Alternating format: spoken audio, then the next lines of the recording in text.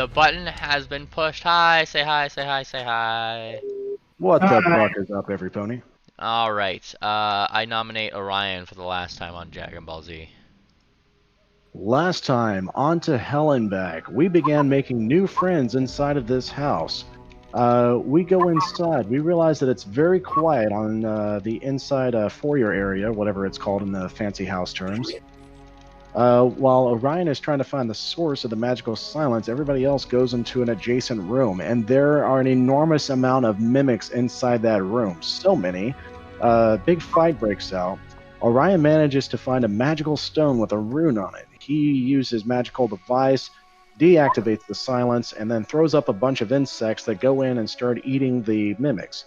It turns out not all the mimics were aggressive. Some of them were just absolutely terrified because of how quickly we dispatched the others that did attack us. Let's see. We found a painting with some ponies on it that had been rubbed out. We found some paperwork that showed that there are crystals being mined and exported out of here, as well as complaints about noise.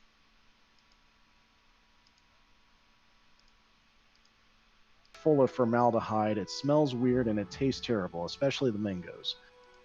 Inside the pantry, there was a secret door that was found, a very magical, very hard to open door. We attempted many times to get it open and failed every single time. In fact, two of us were blasted with negative energy. And after giving up on that, we went to another room. Yes, secret tunnel, absolutely. We came into this room, and this is where we left off. And I detect magic the wall or whatever in the room that I'm sealed in. Yes, yes. You guys also detected magic, I believe, when you first got in here. It did seem to have magical protections and the like. Like I said, there's faint magic things coming from all the things that were kind of tainted with that formaldehyde. Yes, yes. The door itself was changing color, and the rune on the door seems to match the rune on the stone, though we couldn't quite figure out how to get it to work together.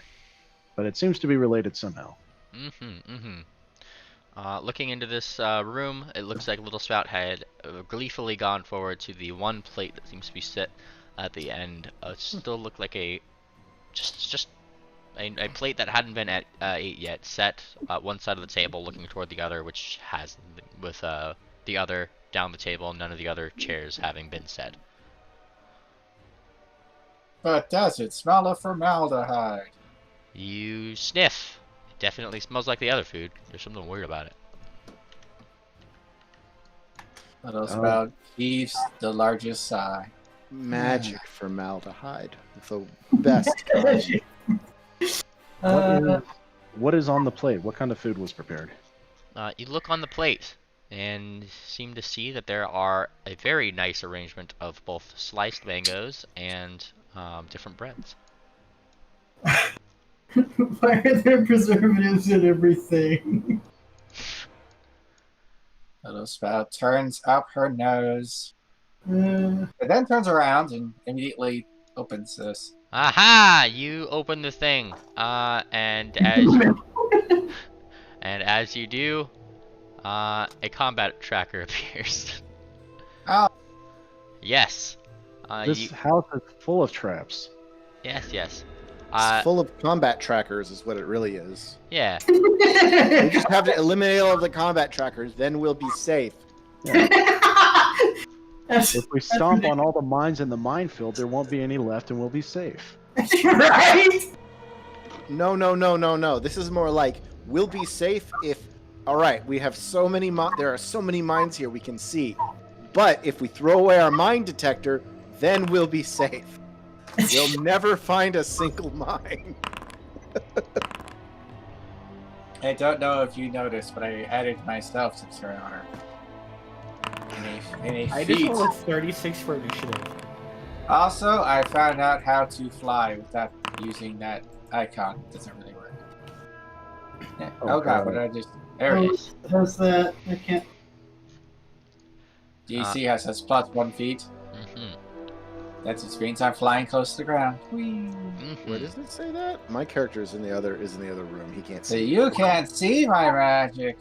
Harry, if you right-click yourself on the upper left, there is a empty box, but you put a number in there. That Oh, makes you I plus see. that much. There's a little 0 on it. There's a little upward caret on it. Oh, Yeah, that's cool. Okay, is that what that means? that's how high you're Yeah. flying. So if you have a number in Nice. there, you're flying. I like it. Okay. So now I can easily note that little spout is actually about a foot off the air. Yes. And the thing that had specifically kicked off combat is the moment that you open up the jar. A weird wisping flies out of it, almost shadowy like in nature, though itself doesn't seem to cast a shadow as one appears. I mean, that would be weird if a shadow casts a shadow. Yes, yes. Now he is, like I said, kicking off combat, so he's going to be the one that is touching you first, if he can. But I don't think a 16. Isn't that what initiative is for? Yes. Well, yes, but like, I mean, it was his surprise attack is what I'm getting at. Bloop. And now the initiative begins. It's just I like to roll those ahead of time. But I don't think it's... Also, he rolled a 16. Yeah, that's... I don't think that's gonna... hit. That's not so good, yeah. It is not. But looking at the initiative counter, it looks like we have Anseal at the top of the turn order. Anseal, you heard the moving of a pot and suddenly a wispy sound. Well, I'm definitely gonna step up here because people will keep getting themselves into trouble, and oh god. So I'm going to attack. I don't do a full round attack. I can still do many shot though, right? Mm. No, rapid shot. Wait. Oh, yeah, you took more than a 5 foot, I think. Nope, never mind. I have to do normal shot. Okay, that's fine. Blink. Single attack. Have you tried shooting fast? I don't think I can do rapid shot or mini shot.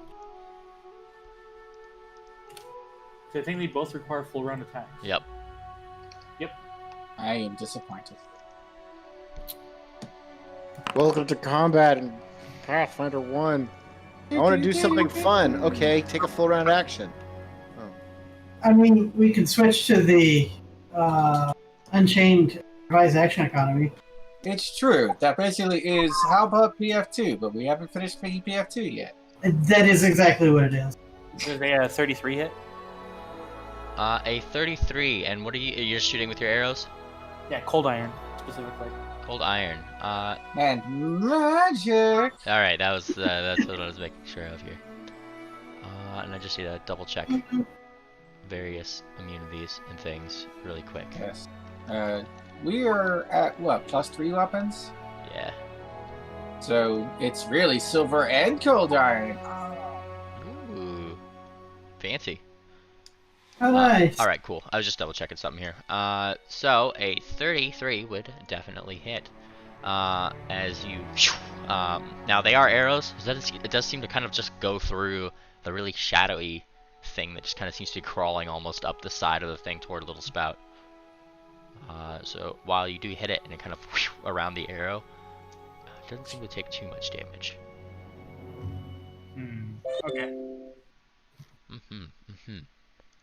Which brings us to Start Answer's turn.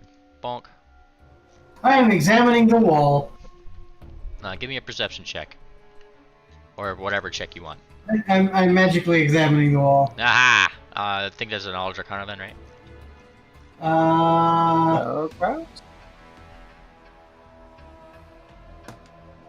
If you're detecting magic, right? You said you were detecting magic earlier, so I'm counting this as like your first round, yeah. Do the detect magic thing on the chat log. There we go. Ta ta ta ta.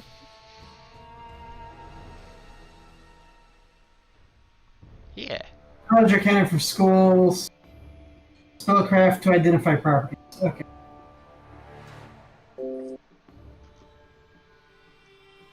I have been sent a random photo encouraging me to vote as if I haven't voted in any given opportunity in my adult life.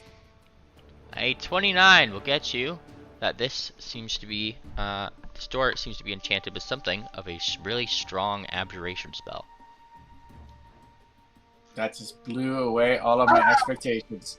All of them.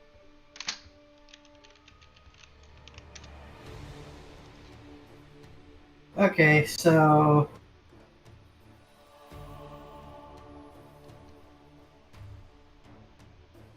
I think I was going to try dispelling it. Do I have that? Which one do I do have the regular dispel.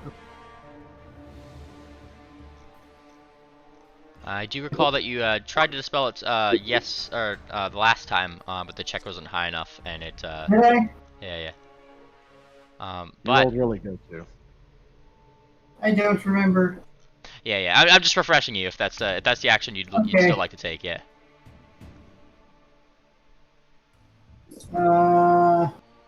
Let me see if I accidentally used my. I'm still examining this. You can pass my turn. I don't know about the combat. Gotcha.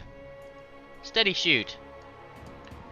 Can steady shoot hear the combat? You here? certainly saw Isdell go over there and look, say, "Oh no," and then shoot off an arrow.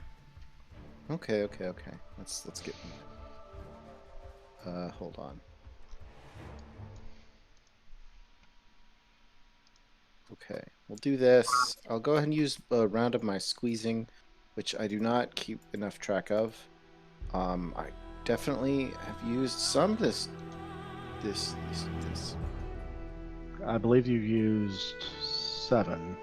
You were at 6, and that one was 7 since you've gotten to the house. I'll just go with that, I guess. I don't know where I put that down.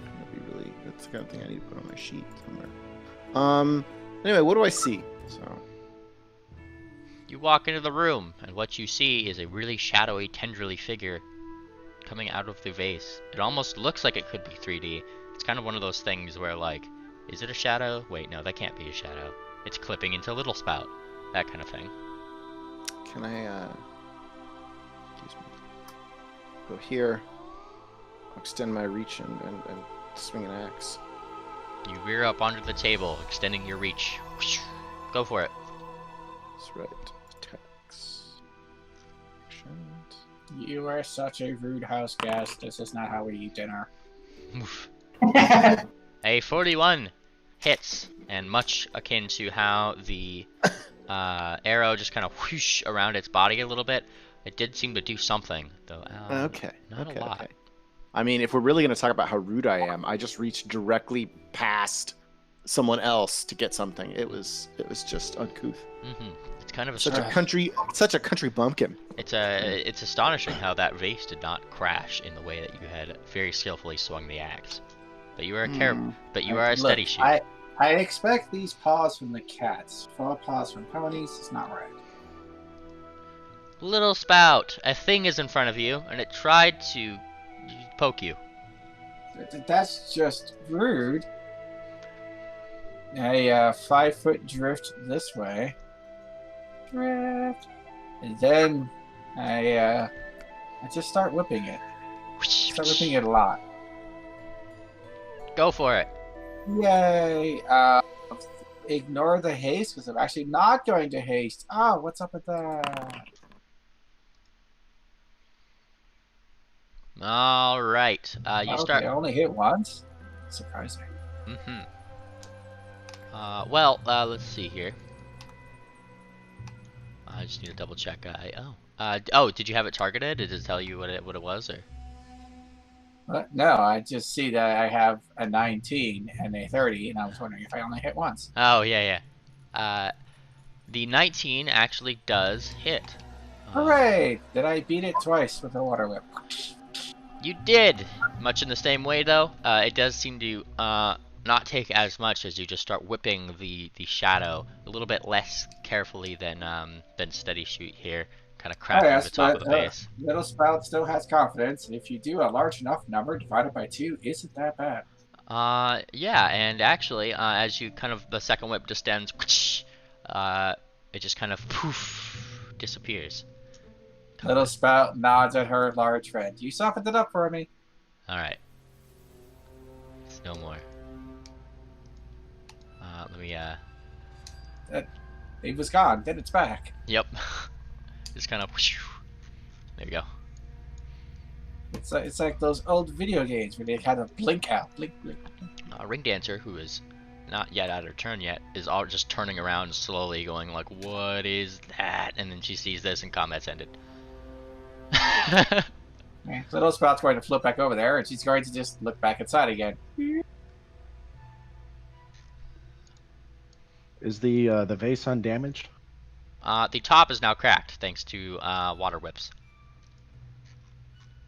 Orion's gonna take a look inside the pot. Is there anything inside? Hey, I'm trying to look in there.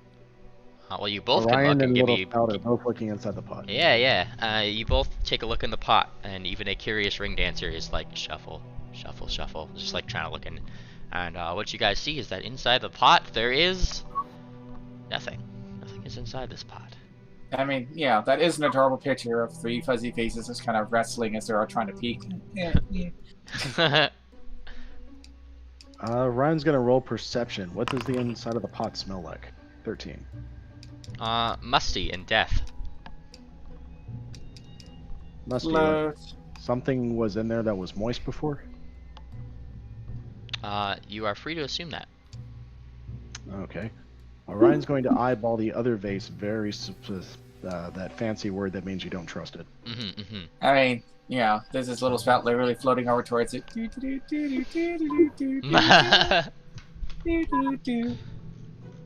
Ryan is going to go stealth mode. He's going to roll stealth with a stealth of 14, and he's going to sneak right in front of Ring Dancer. If he can move, there we go. In front of Little Spout, he's going to grab the base of the vase, and he's going to drag it to the fire. Is the fire lit? Well, I will point out that you trying to sneak around right in front of your compatriots isn't the most working thing. You just kind of start brushing past. No, I imagine Little Spout's like watching this thing. Yeah. You drag it to the fire, which doesn't seem to be exuding heat, much like the last one. Is it lit, though? It is lit. It is lit, but it's not hot. Orion is going to tip the vase over into the flames, and he's going to open the lid to see if there's anything inside that will go up the chimney. You do tip the vase toward it, opening the lid, and for a couple moments there isn't anything that happens before just a really quick, almost flit. You'd have to not blink to see it. It goes right up the chimney. Orion looks inside the vase. The vase, much like the other one, is empty. Little Spout rubs her chin with a hoof. I mean, we could have beaten it up. It didn't do anything wrong. Little Spout taps her chin. I mean, it's an angry ghost. That counts as something wrong, doesn't it? Weird dead alive house continues to be dead and alive. This is in character, I say this. Look. None of this is going to be closer to my husband. I'm going to open the door now. Who's your husband? No, oh, there's somebody in here. I think he asked you a question, Little Spout. She looks over her shoulder. Well, you haven't met him yet, but he's very handsome. He's about my size. What's he look like? Well, he's about her size. I said that already. Right, but I mean, That's all we know. He's handsome, so he's obviously very muscular, covered in lots of scars, has brown hair, but, what other details? She blinks. Blink, blink, blink, blink. I mean, that works for you. You pull off that look really well. Good on you. And she now reaches out to boop a snoot. Boop.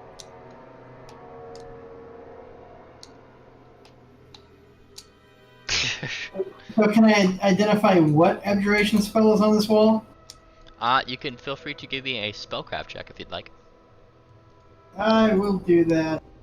And as you're studying, a voice comes from the other room. Hey, did you find anything? Another terrible roll. A 28 will get you that this is definitely not a spell that you've ever studied in the Erelon School of Witchcraft and Wizardry. No. He's more of a small, cute boy. And that's okay, she says, because I am a small, cute girl. See? It makes sense.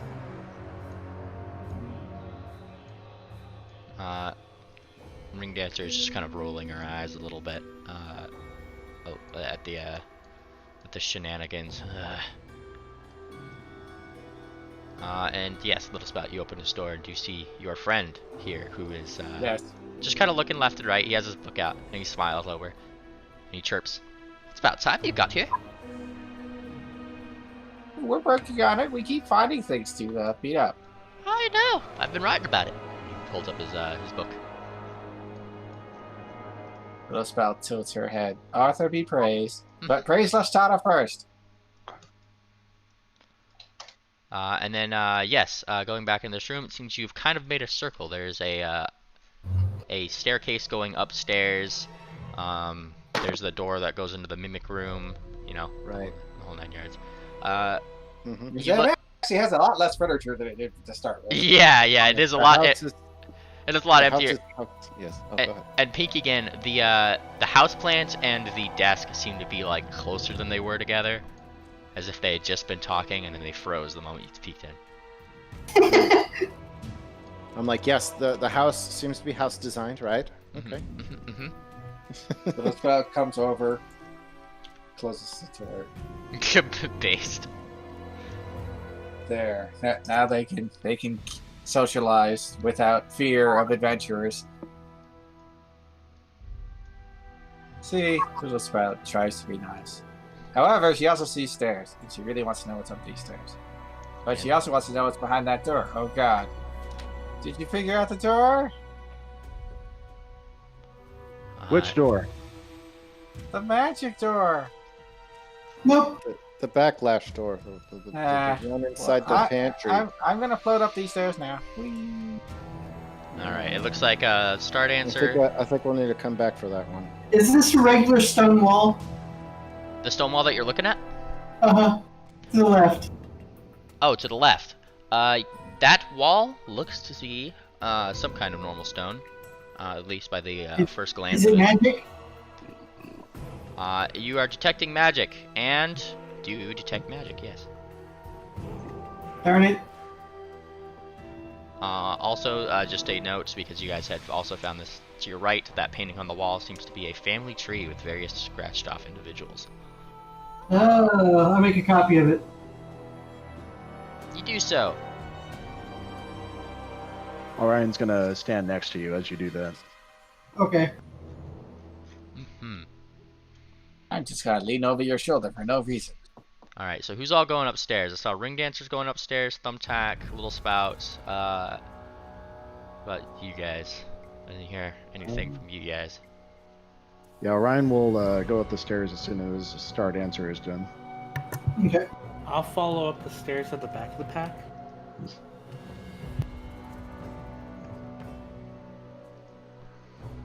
You coming along, Big Party? Yes. Alright, let me copy all you guys really quick. Copy. You fool, the universe can contain more than one Little Spout. It's too much. Oh yes. That sounds like And Twitter talk. just a teaspoon and just a teaspoon of OP. Oop! Whoops. I'm not sure if you guys have seen those memes, it's funny. A little dash will do you. Will it now? Poured spot remover on the dog, and now he's gone. I'm just arranging people who are where. And where's start answer? Here's start answer. All right. So I'm gonna activate this next scene right here. Boink. You fool! No. Okay. Wait till everybody loads in. I'm at 90%. It's like the Microsoft 90%. There we go. You guys go upstairs to a rather painted and decorated looking just upper floor. Paintings kind of line the walls and several doors are What are they paintings of? you take a look at all the various paintings and see that upon them is what seems to be almost self-portraits of some pink blonde mare. Oh. Okay then. Interesting. Are there any damages to these portraits? There is not a single scratch on any of these portraits. I'm going to examine this door. It looks suspicious. Too suspicious, in fact. Ring Dancer is just kind of squinting at this person who somewhat looks like her, actually. And just kind of fluffs her hair. And she very vaguely, Little Spout, with your perception check, you do, along with the door, you do notice that Ring Dancer just kind of like very shiftily like moves part of her mane to like match that one. Nice. Yeah. It's like she's taking fashion advice, it seems. But you inspect this door, and it seems to be a very sturdy oak wooden door. With literally 0 traps, the least that I can see. Which is exactly why she opens. You open the door. This room, rather unextraordinary, simply looks kind of like a master bedroom. And upon entering, I take it you're entering, correct? She will. Aha. But she can't. Yes. The world is paused. And upon entering, there's once again that oppressive silence that just falls over just the room.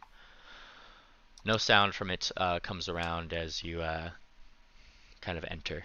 She reaches down with a hoof and taps the floor to see if she can hear it. You do not hear a tap.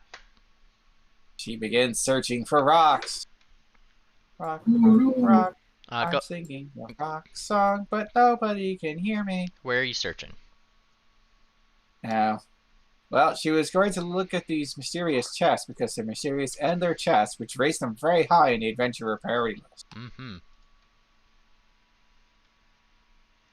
She's going to examine them first. Yes. Examine them for traps. You examine them for traps.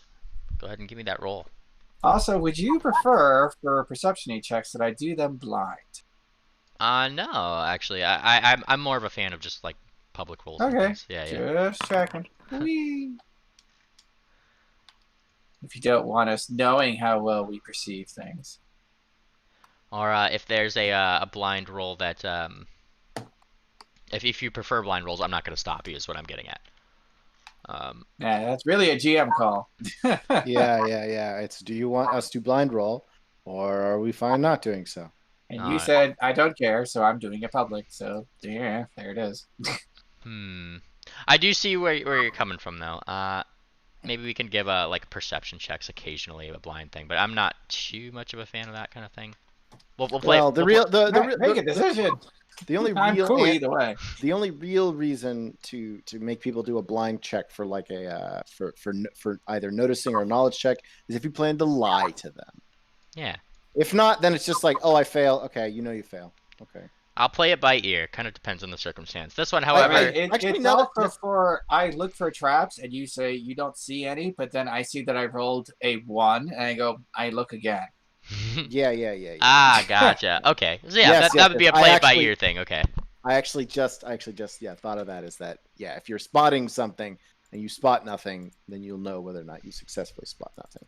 Gotcha. Well, whereas if you have no idea what the hell you rolled, then the paranoia goes up and say, "Oh God." Well, ironically, the paranoia goes up, but then like the paranoia also does not go up because like then you could be like, my character thinks they see nothing. Great.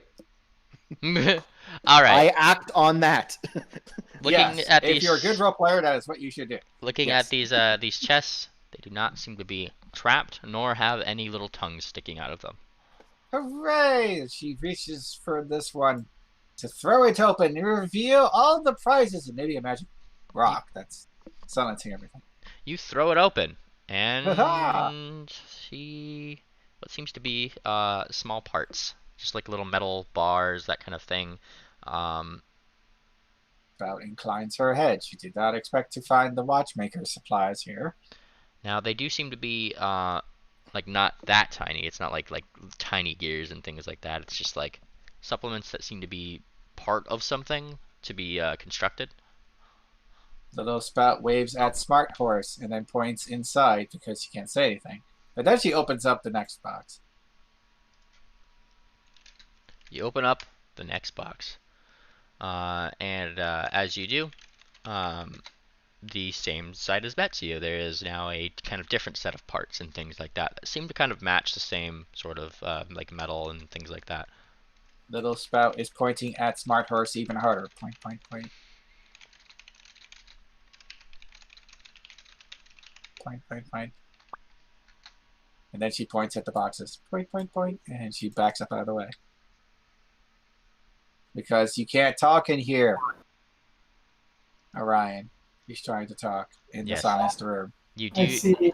you do seem to be trying to talk, but no words are coming out. Right. Just to specify, what I'll do in the future is if I put asterisks around it, that's to specify he's taking an action, and I'm just describing it through text. If there's quotation marks, that's him speaking. If it's just words, then I'm taking notes. You're speaking out of character, by the way. You can do /OOC and speak out of character. Yeah. Okay, well, my detect magic should still be active, so do I detect any magic on it? You detect magic around those chests and don't actually detect any magic from the parts.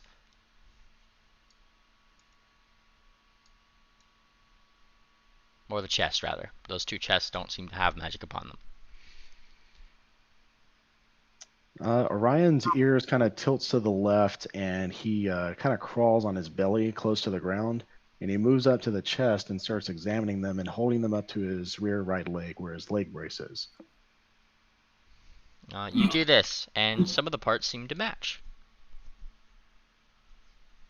Does my leg brace seem to be damaged at all? After some of the adventures that you've been on so far, yes. Okay.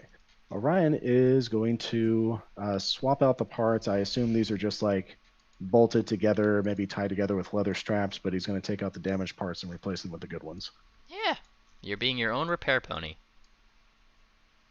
Meanwhile, Little Spout is floating over the tub and checking if there's anything inside the tub. You float into the tub, or over it rather. There doesn't seem to be anything noticeable in here that's like out of the ordinary, other than the fact that there's not like a specific bathroom for this kind of thing. Not many people have like a tub that they have separately, you know. She reaches for the knobs, grabs it in her teeth, and gives it a twist. You twist it. You twist it the other way. No water. No water. Oh, disappointment. No nice warm baths for the ponies. I see how it is. And I'm assuming no stones were seen either. Well, not in the bathtub, if that's where you were looking. She's looking everywhere, yo. Mm-hmm. Step by step. Yes. Well, I'm asking you where in the room are you looking? Well, I mean, first she checked out the chest, and now she checked out the tub, and next step is the bed. You look upon the bed, and I take it you're just flumping on it and just kind of feeling around. Just feel. Yes, there is much wiggling and enjoying of softness while also searching for rocks. She shall look underneath it. Feel free to give me your investigation of perceptions and things as you search.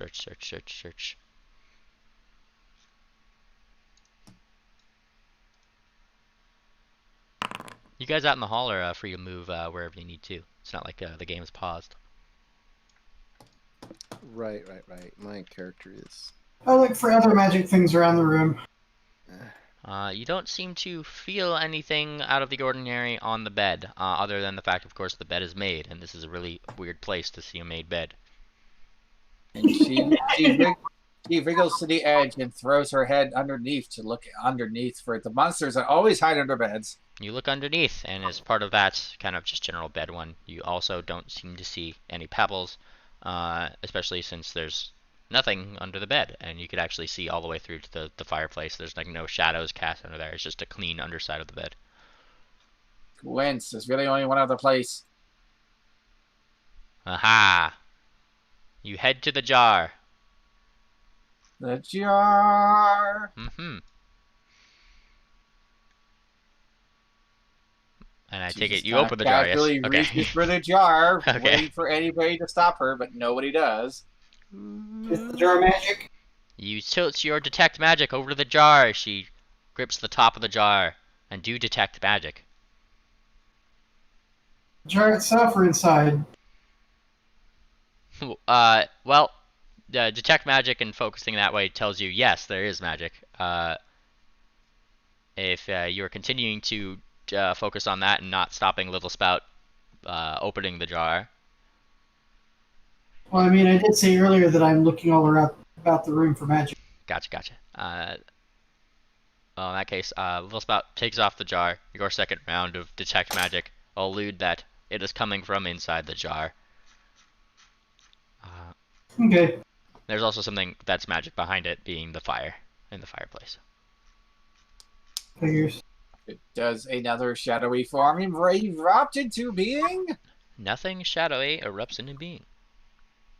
Little Spout blinks in silent surprise, and then Till leans over to peek inside. You peek so hard, and see at the very bottom a small pebble. Little Spout gives a sonic clop. Clip, clop, clip, clop. No clip clops are heard. Oh no. But then she raises her clip clops to the edge of the of the thing, and then she just lands so that everything goes spilling into basically this way. And the only thing that really spills out is just that pebble. It's gonna clatter. And then she waves at Smart Horse. Wave, point, point, point. Okay. Does Orion see the pebble pour out? Sorry, go ahead. Do I know how to turn it off? You could certainly try. That would be a use magical device.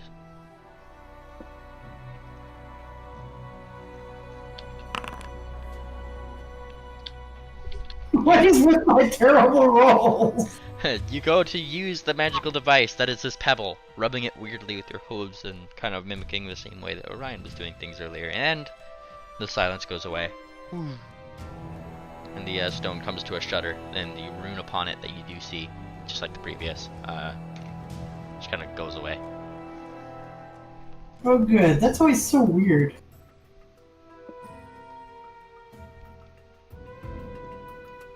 Orion tightens down the bottom leather strap of his leg brace, and you can hear leather tightening against itself, making that sound as it tightens down. Oh, hey, I heard that. Little Spout points at the rock, currently in Smart Horse's hooves. I found it. Yes, you did. Now we can hear each other. Yay. I don't see anything in here besides lots of parts, though you seem to be having fun with them. She says point. Orion does seem to be fixing up his leg with some of those parts from the chest.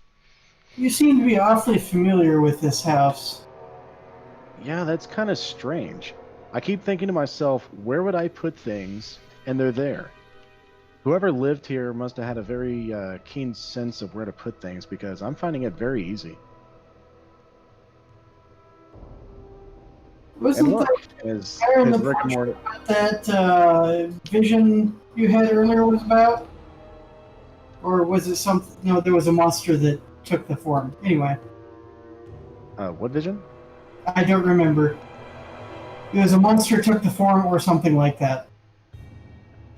Oh, bad memory. Yeah, a lot of people around here have that. It's okay. The portraits. What are these portraits of? You start taking a look at the portraits, and once again, what you see is that different angles, different paintings of that one pink mare that you'd seen out in the hallway. Of course, always looking super cute. Little Spout gives a poke to the other mare that looks similar. Look. What? Look! They did paintings of you. You look nice. That's not me. And she looks at them. You look nice. She like looks around them, and you actually do see her get slightly pinker. As she's like saying she's too girly, and kind of waves her hooves around and huffs. Little Spout gives a bit of a shrug. You can be as girly as you want, or not. It's your choice. Very briefly hear her mutter, "Not girly," under her breath. But you could be. Orion looks to Ring Dancer, and I'm going to type this out, but he starts clicking and clacking with his tongue, and you kind of see his cheeks popping out as he speaks, and he says this.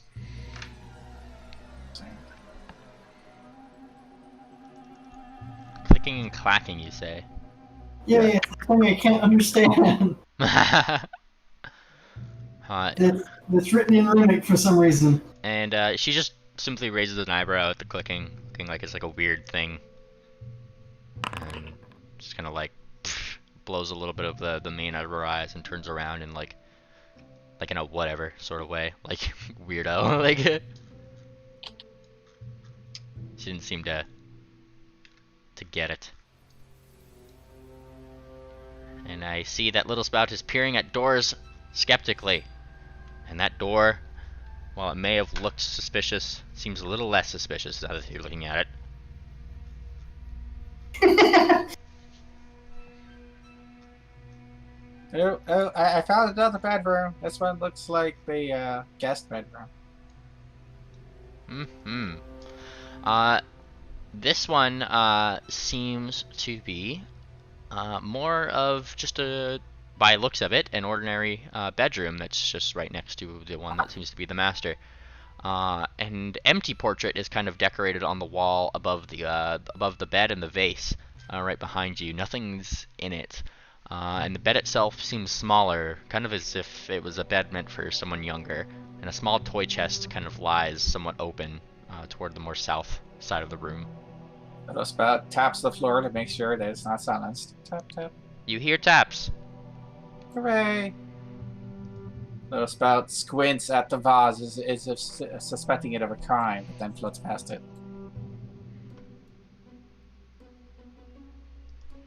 Because they're chests. Come on. Is there any magic in here? You start detecting magic around this place, and do not detect any magic. Same portraits as the other place? Similar portraits to the other rooms? Nope, all the portraits in here are completely blank. It's a blank canvas. They don't seem to have been made yet. I'm going to examine them very closely. That's weird. You do that, as Little Spout is also checking into this toy chest, I believe. Yes. You open the toy chest and see a number of just childish toys, the kind of things that you'd expect children to play with. Possibly, like I would say at about their like walking, little flying spout, age.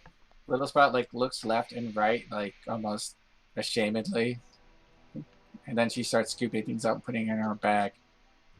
I will take you to a nice new home. I have a little person who is coming, and they will need things just like this. Fantastic. You scoop some of the wondrous toys into your bag as Stardancer takes a really close peek at these paintings, which are not that. They are not paintings, as no paint is upon them. And the more you squint, the more this becomes clear. Feel it, painting. Yes, but who hangs a blank canvas? Somebody with plans, big plans. Maybe there were plans, but they never came to fruition. Orion's going to tap this vase and put his ear up against it. Tink, tink. You tap the vase, tink tink, and your ear goes up against it. You hear that kind of like, when you tap like a metal or like a glass bottle and you swish around the liquid, it goes. Yeah. It's kind of like that. I've never heard anything make that noise. You need to tap. You No need idea what you're talking about. like you've Maybe never like tapped a the- glass bottle. It's like it's like a weird like cartoony noise. It's Or maybe fun. like a propane tank where the gas is compressed and it liquefies down at the bottom of the tank. That's another You good can example. actually- Yeah. I'm not sure my microphone actually picked it up. I was tapping a glass bottle. Next time you go to a hardware store, you should try that. It's actually kind of cool. Yeah, but it doesn't sound anything like that noise that you made. Well, I am not a glass bottle in stature myself, so unfortunately I cannot replicate the exact sound that a glass bottle would make. But I will do my best. This is true. All right, but this one It's has good that you're liquid. going to do your best. Thanks. That's all we can ask for. In fact, Orion will say that. This Yeah, one it's has not- liquid in it.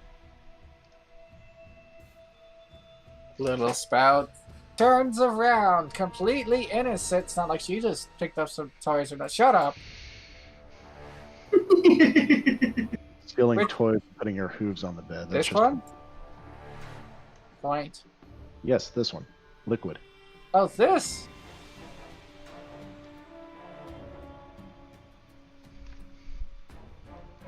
And she taps her hoof on the top and tries to see exactly how waterproof the top is. The top is not waterproof at all. Alright, be right back. You slip between the cracks of the lid and enter the dark jar, and you see darkness. I mean, she has dark vision. Oh, in that case, you see black and white liquid at the bottom. Like, just her head pops out. Oh, yep, there's liquid in here. Now, if your head is actually popping in and out, and you still retain your sensory things in your little watery form, that really strong presence of the kinds of scents that you were picking up in the kitchen are indeed in this jar. She pulls her head back in. She looks back down. Squints. Such heart squinting. You can't even understand. When the lid opens up, does the smell of formaldehyde fill up the room? It totally does. Orion's nostrils flare out and then he blows them out. What? Why is there formaldehyde in a child's bedroom? That is a very good question. Have And we then, come across any fresh water in this house? You have yet to see any fresh water in this house. at that point, Little Spout actually just goes up, carrying the top of this with her. So now she's like wearing it as a little hat. Nice. I think someone just turned all the water in this house into formaldehyde. The bathtub was not working, I will confirm. Well, that would do that to the food because you turn all the water in the food into formaldehyde. Well, Wouldn't that mean we want to remember- get out of here no. as quickly as possible? My character's like, wasn't everything magic though? The stuff The was the food had magic on it. Well, is this magic? You turned it into formaldehyde. It wasn't transmutation magic. Is this magic? She says, pointing into the now open jar. I don't know. Is it magic, GM? You look to see if it's magic with your detect magic, and do not detect any magic. Well, it doesn't mean I'm wrong. It just means I'm not detecting anything. Little Spout is disappointed, and she puts the jar back on. No, there's no Lid. magic in this room. Everything here has been preserved quite a bit. How long has this been here?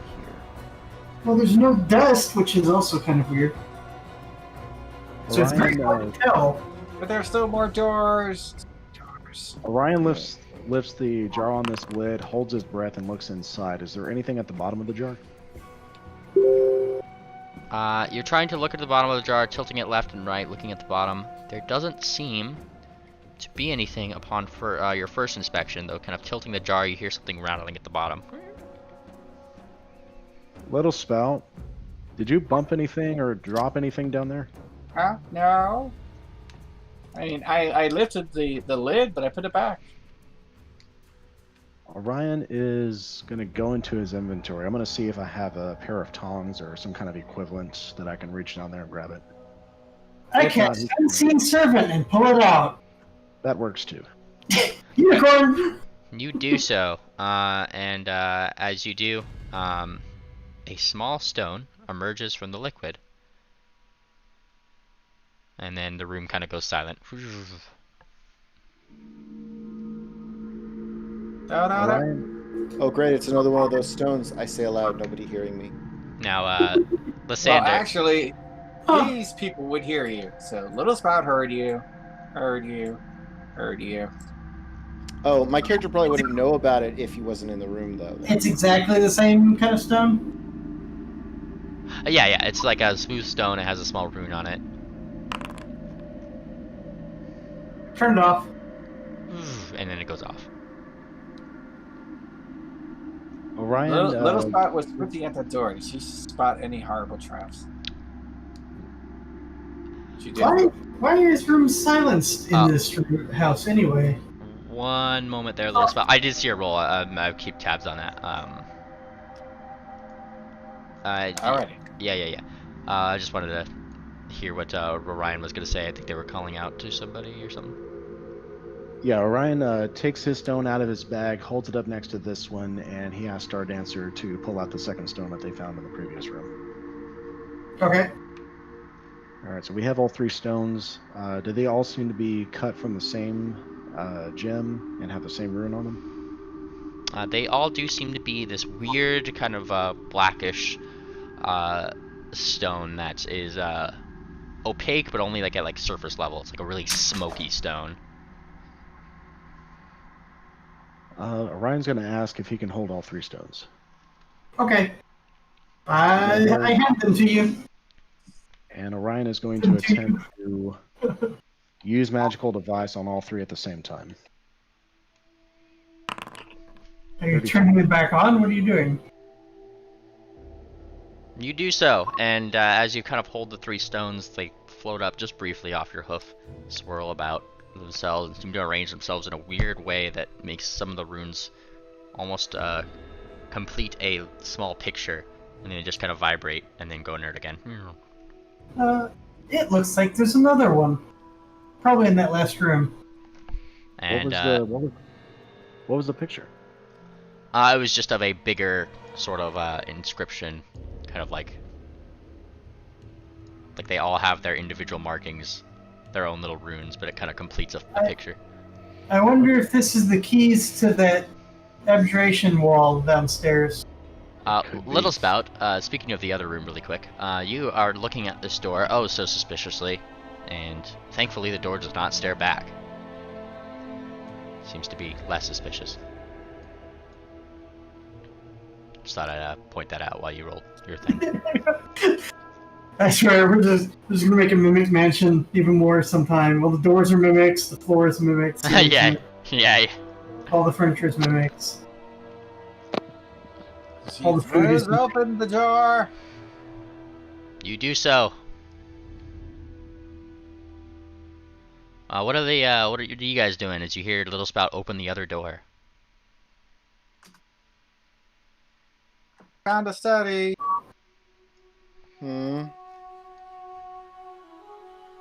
It's full of things to read. Walking in, you are kind of met with the sight of shelf after shelf of tome, Little Spout, and writing sitting up against the wall in neatly, seemingly organized shelves to the left and right of the fireplace. It seems to be dimly lit as the others in the rooms below. 2 chairs in front of the fireplace, kind of empty and facing it, while a 3rd chair at the end is slightly pulled out from the desk. It seems to have various notes and letters upon it, and a dried inkwell to the left side. Star Dancer, I think this is your room.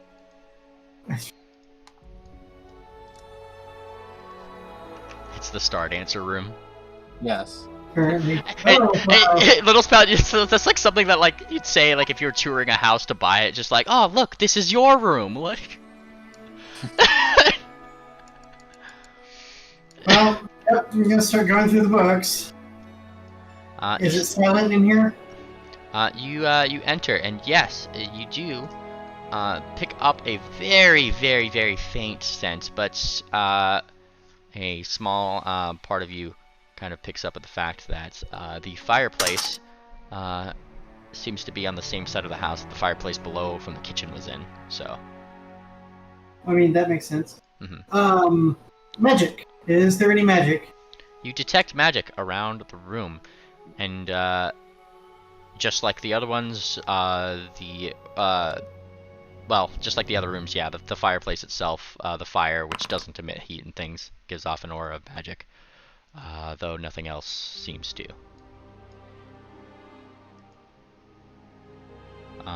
As I said, there's a number of, for those who are entering, there does seem to be those 2 chairs in front of the fireplace, as well as one in the back of the study, which various notes and books and things seem to be on.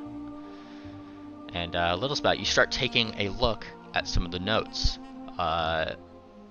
some of the notes on here seem to be written in a very strange language, and a lot of these notes seem to be like in a weird sort of dialect that almost seems the same as some parts of the cave writing that you'd seen before. And there seems to be, as you're kind of perusing through it, one of them seems to actually be written in Sylvan, more curiously, and on a nicer piece of paper. So the spell pulls that one over. It's finally in language she knows. You pull that one over and get a piece of what seems to be almost poetry. Up at the top, written in very nice handwriting, is written, "What did he really want?" And the poem is as follows. Forever searching, where was it?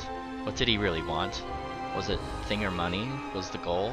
Something to help his aching soul? This aching feeling fit to haunt, all to answer. What did he really want?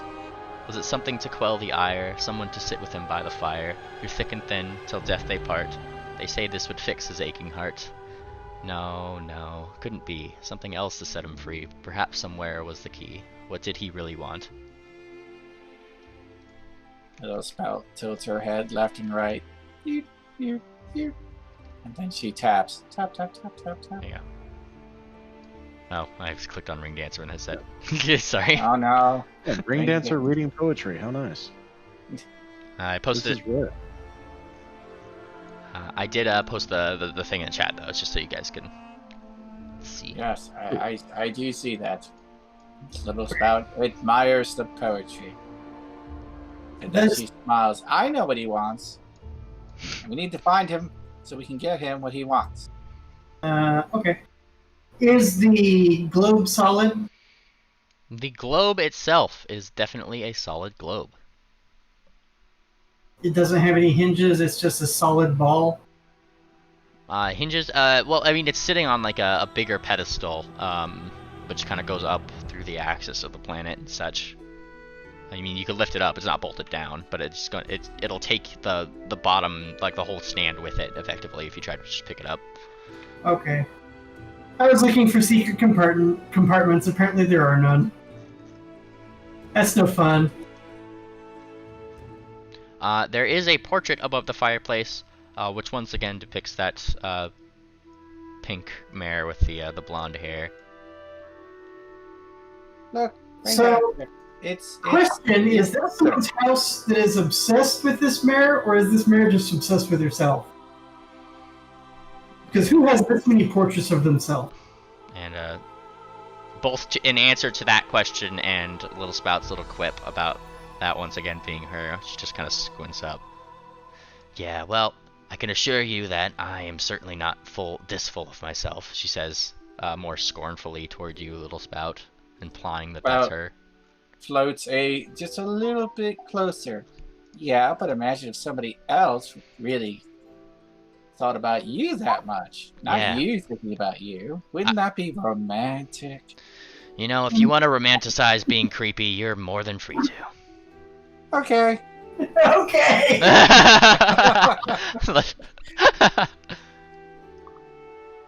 She kind of just like starts poking at these like chairs. Little Spout is easy to please. She seems to be like doing the same thing Little Spout was doing, like gingerly poking these as if they're like to make sure they're not mimics or something.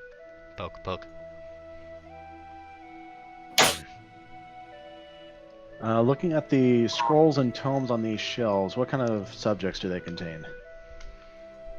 You start scrolling through the various tomes and scrolls, and a lot of what you're finding, give me a perception check, actually.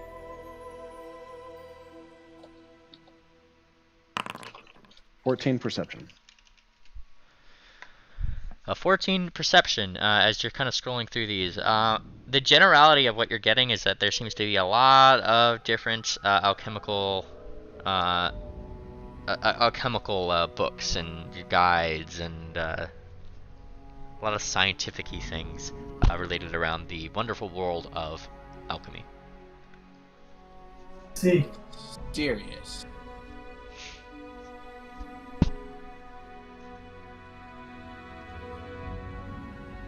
All right. Does there seem to be a recurring theme, or is it just general knowledge? This if you're kind of perusing around the other ones as well, there doesn't seem to necessarily be a reoccurring theme. Though it's strange that there does seem to be a little bit more of a leaning in terms of the actual books and content toward the more necromancy side of the art in terms of spell school. Did I read that? Do I read that language?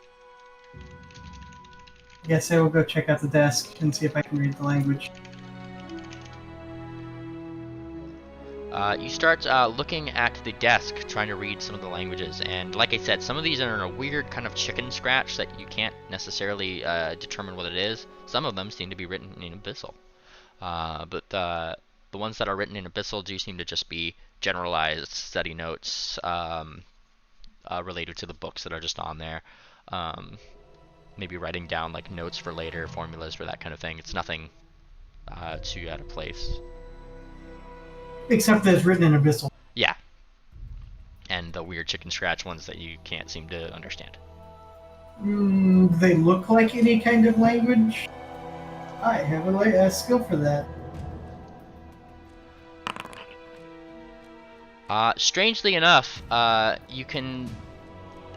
It takes a really good squint, and you peruse the depths of your mind for what this might be, kind of come across the conclusion that for some reason somebody probably, as far as you can tell, probably wrote these in Vegapygmy. If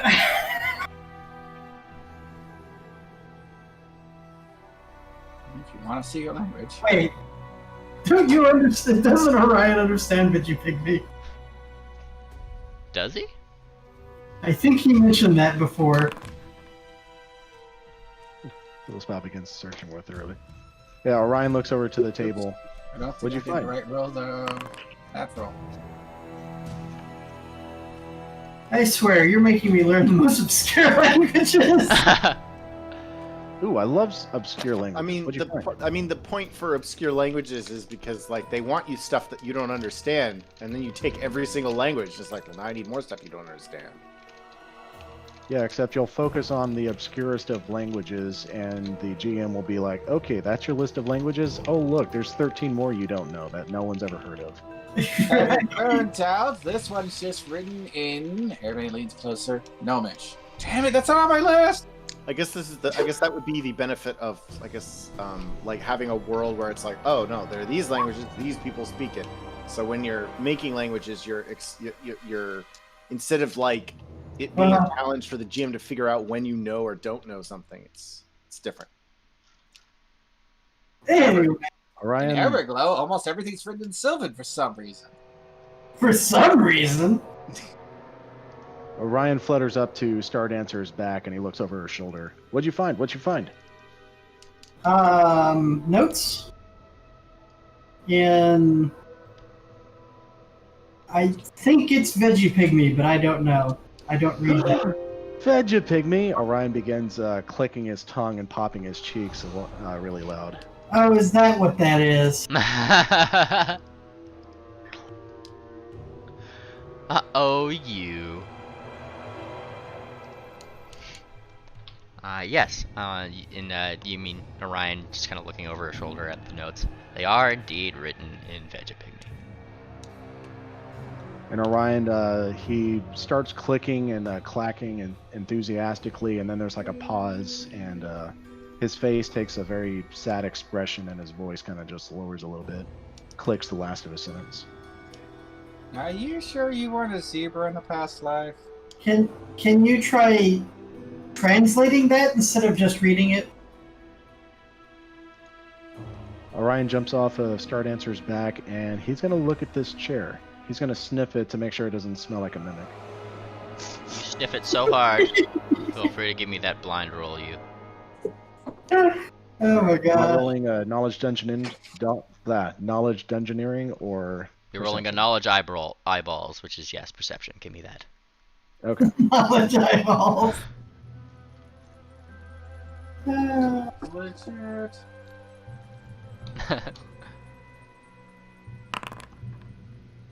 Perception. Sniffing this chair does not sniff back at you.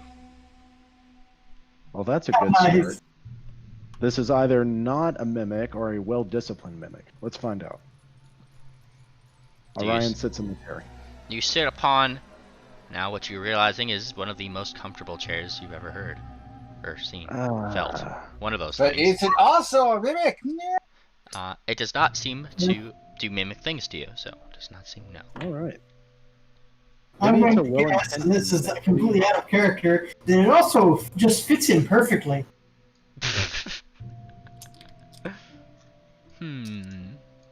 All right. Orion looks around the desk. He's like, "Ooh, ink. What color is the ink?" You take a look. Favorite color? The ink well itself is dried, though the outside of the ink well, like where you'd see the coating of what was the ink there, seems to be red. I love red ink. And in fact, Orion will pull out his parchment and ink, and he'll pull out a blank parchment, and he'll start with the Vegapigme notes, and he'll begin translating them into Sylvan. Is he writing down any of the Vegapigme as he translates it? What was that? Is he writing down in Vegapigme as he translates it also? No, I'm not translating Vegapigme into Vegapigme. I'm translating it into. Well, yes, but are you writing any of the note parts? This means this, and this means, or whatever. No, that would take some time. Orion is simply translating it directly. So he's reading over the Vegapigme notes, and on the parchment, he's writing Sylvan what they say. Okay, because I was going to do something if you were, but since you're not, I can't. If you asked him to, he probably would. Well, yes, but when I pushed last time, bad things happened to him, so... He seems to be in a very chipper mood.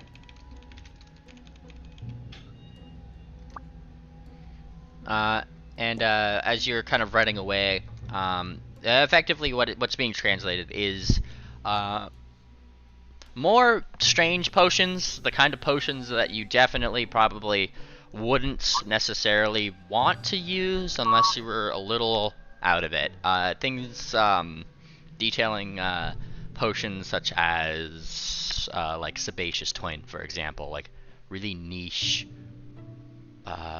almost Frankenstein-esque sort of potions that just like deform your body in really grotesque ways and things as you take them. And that's what a lot of the studies of the ones that are in Vegapigme kind of detail. You're not disproving my theory. These notes, they cover alchemy, and the tomes and the scrolls on the wall, they cover necromancy, and it seems to be combining them in horrific fashion. You've never done anything like that, have you? Orion, No. Orion stops translating, and a single drop of red ink falls down to the paper, and he begins murmuring in abyssal. I mean, it's not like we found lich phylactery that reacted to you weirdly. And it's not like you don't know half the things that are in here, and it's not like you don't have a noteworthiness of just horrible potions and spells. I mean, you're not an alchemist, are you? She says with like this biggest grin. Orion snaps out of it and seems to think we cut should be himself talking off about mid-syllable. And he turns around in the chair and he's like, "Well, yes, of course I'm an alchemist. I'm a scientist. But I don't..." He looks around. "I don't remember this. Why don't I remember this? All of this feels familiar. I know this. Like, this is my ink. Look." And he points to the dry inkwell and the ink that he was using, and it's a bright red ink.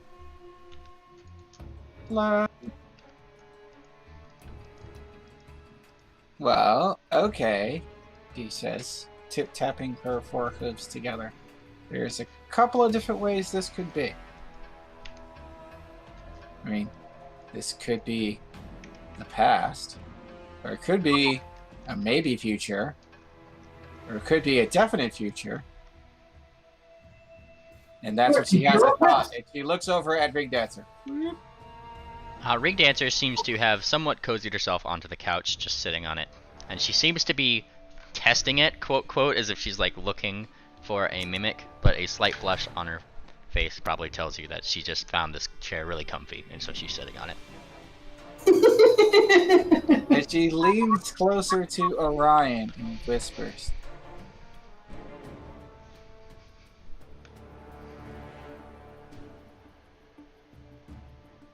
Oh, you must be typing out the whisper. I think that's. Oh no, I said it, but I might have said it too quietly. Yeah, yeah. Yeah, it was silent. Oh no. Whispered it so quiet, not even the GM heard.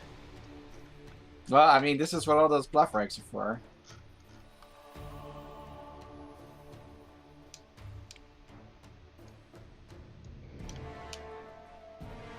I'm pretty sure that's not the case of what's going on, but you know. So where's the last silencing stone? Orion looks to Little Spout, looks over to Ring Dancer, and whispers back to her. Well, yes. Why? Little Spout's face is like goes red, but she's like giggling really, really quietly. Little Spout, I really don't think this is time for your hobbies. No. This is exactly the time for my hobbies, thank you. She says while upside down. Well, no, she was looking over at Ring Dancer. Oh, okay, okay. I don't have a nifty top-down one, what do you want? Where do you get the top-down things anyway? You get somebody to draw them? Yeah, I mean, no, specifically.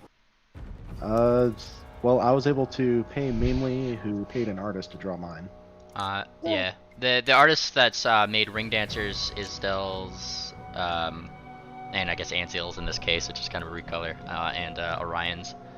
That's Duo Cartoonist. I've just known him for a while, so he was took commissions to do him. Okay. How How for much? Icon, just for giggles. Wasn't Duo in this game before? Yeah, he was in this game a Yeah. long time ago. Right. Back when it started. Back when you guys Before, were in Basin Stage. Mm-hmm. How long has this game been And the going? 5e campaign. And the before this one. yeah. Anyway, But they didn't like the direction it was going, even though it went in another direction as soon as they left. Okay. Unfortunate. You didn't say how much it was. Oh, what? we'll talk later, but Yeah. I would be interested if they're still doing it. Yeah. We can talk after the session about that. Wait, Little Spout feels like she's putting pieces together. Is she actually putting pieces together, or is she just? I mean, she could be totally wrong, but she feels like she's putting pieces together. Oh.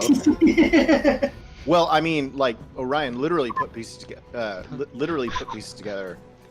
There was literal putting pieces together recently. Putting pieces together. Puzzle pieces, you say? Magic runes that form a bigger magical rune, more magical rune. Yep, they were looking for the last piece. Uh-huh. Does the desk have any drawers? Wait. Orion checks the desk. Does it have drawers? You check the desk. The desk does not have drawers. It just seems to be a generalized sit down and study. What? The desk isn't wearing pants? Oh god. Yeah. All right. Orion's going to sit back down briefly and look at the notes in Abyssal, and he's going to read them aloud to translate instead of scribing them down. You start to try to look at the notes in Abyssal, only to find a tiny griffin upon them. That you have to kind of shake off, and he gets rather annoyed. Oi! Orion. Is that what Orion you want? Yeah. Orion instinctively pulls out some mango taffy and just hands it over. He accepts this as payment enough to allow you to view the documents, and sits there nibbling them quietly. Little Spout reaches over from behind. Poke, poke, poke. Is it in your handwriting? Orion, Did you hear my whisper that time? Yeah. something about Yeah, is yeah. it in my handwriting? I didn't quite make it out. Are the notes in your handwriting? Freddy? That's a good How are question. you writing? Are they in my hoof writing? You start recalling the ways that you draw O's and E's and I's and O's and U's, and yes, it does seem to be somewhat similar. Another thing that linguistic skill is used for is Yep. you give an example. Yep. They are very familiar. It is very readable by yourself, Orion, and Ring Dance or Star Dancer. You're getting that same vibe as well. Orion takes out the quill and ink, and he writes down the exact sentence in abyssal underneath one of the lines on a script. It looks the same. Orion's ears perk up, and he says aloud, "I wrote this. Why don't I remember writing this?" I mean, there's all kinds of ways to remove memories. It's not that hard. I mean, I'm pretty sure it's clear something awful happened. That appears to be the case. And it might not Also, be something that... Are you an obsessive person?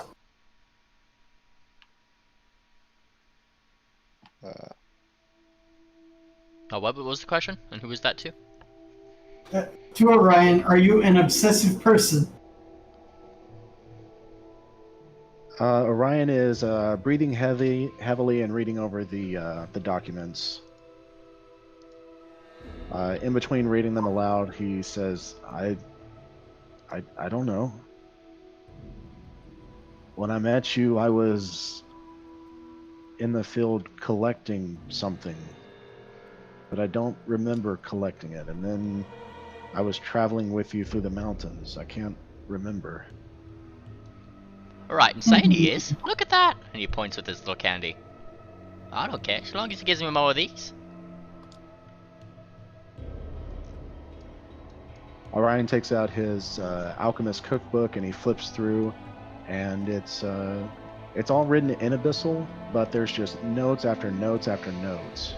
Like it's almost completely filled up, and in fact, other pages had to be glued into the back of it for addendums. I was not here when Orion came in, so I don't know what he did to convince us to travel with him, only that he was traveling with us when he came back. He helped us kill a thing that came out of the sky and made a crater, and yeah. Okay. Oh yeah. So that shooting star back in the Stratham that you guys had seen. He was at that shooting star, the site of the shooting star, seeing what that was, and then he helped you guys fight the big creature. Right. Okay. And then typical D&D party, we just started traveling together. Yeah. Yeah. Right. Yeah. Understandable. What are the notes saying in abyssal? Like I said, the ones in Abyssal are more just generalized studies. They are,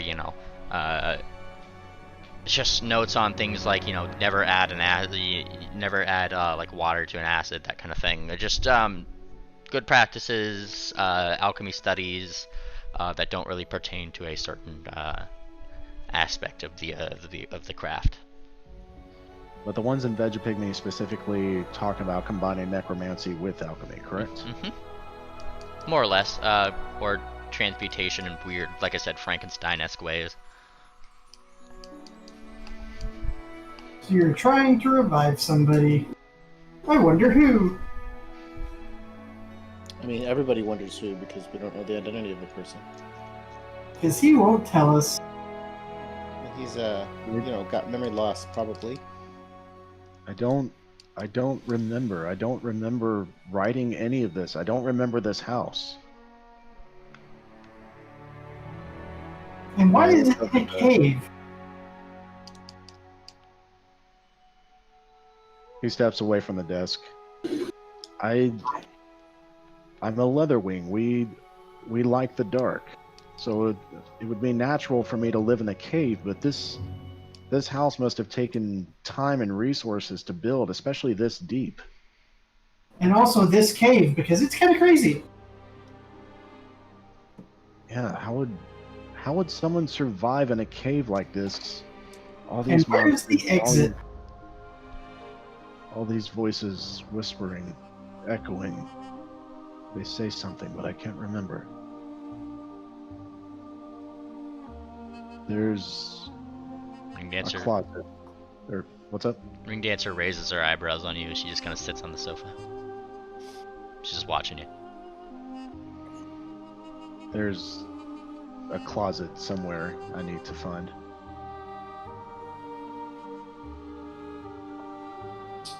And Orion's gonna squeeze past the party, start walking away slowly.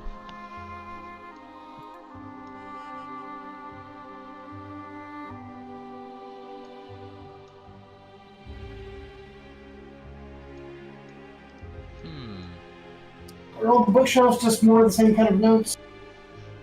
As far as you could tell, yes. Like I said, you'd cast Detect Magic on some of the stuff earlier. There does not seem to be any significance outside of what's already been kind of detailed.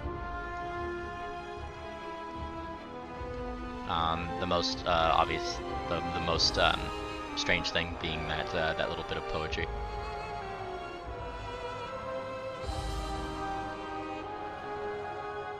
Who's this griffin that's following us around? He's just taking notes. Yeah, but who is he? I forgot. I don't think you guys ever really got his actual name. But he seems to be in it for the good story, and he's definitely Oh, that's right. Okay, I remember. I remember where it came from now. Okay. yeah. He's literally just been super quiet the entire time. Like he's... I'm just walking out of the room like, who's this guy?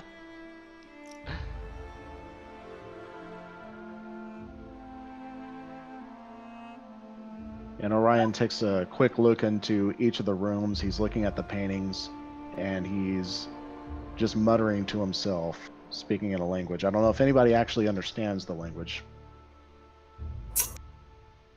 I do. Following you around. I figured you did, but you never flat out said, "Hey, I know what you're saying." Well, yeah. And Orion looks down toward the stairs. And he still hasn't said it. Yeah. Orion looks down toward the stairs, and he goes downstairs. Following after. We're gonna make sure he doesn't harm himself or us. Yeah, no, I'm gonna follow. I'm gonna follow him too. Did I'm we find pretty the sure- last? Did we find the last rock? There may not be another rock. Okay. We should go try them in the locked room. Yes. Let's go. Let's move. And I'm pretty sure he's about to summon the boss monster.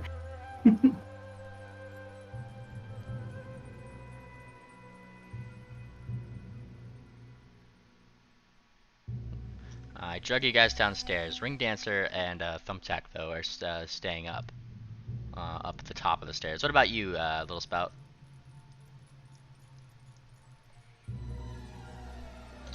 David?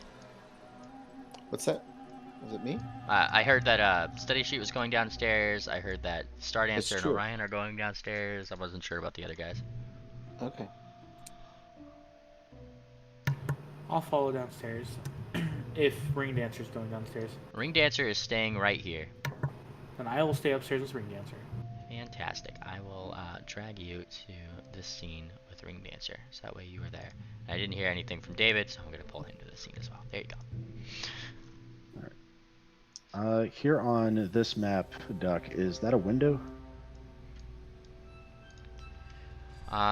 So the map itself has a window, but the actual stone, I mean, there's no real reason to have a window in a darkened cave house. So no, there would not be a window in the... Okay, so yeah. we just treat that like a wall, correct? Yeah, just treat it like a wall. Okay. Orion sees a door, Mm-hmm. and he's going to open the door. You open the door, and it just leads out the back of the place back into the cave. Orion's going to peek his head out. He's going to look left and right. Now, obviously, there's no city streets in the in the cave itself, but just imagine, like, there's it is just a back entrance. Does that exist? Negative. That does not. Okay. So, do you want to try those stones again in the room with the abjuration wall?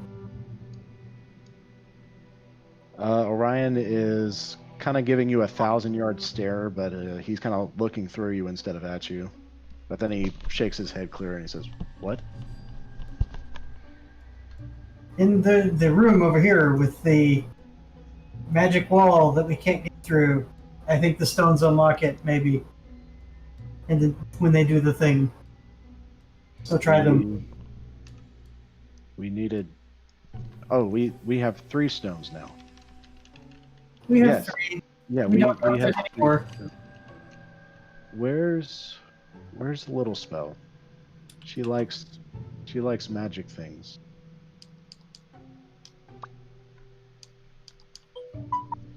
An ominous thing to ask. You take the stones over to this place. You have 3 of them.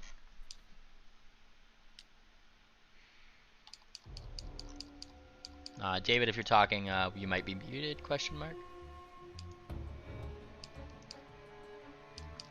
And Orion will stop at this door and he begins shouting in Abyssal.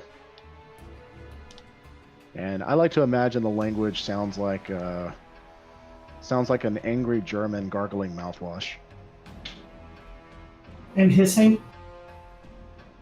Yeah, there'll be some phonemes that require some hissing. But I like to imagine a lot of throat guttural sounds. I see.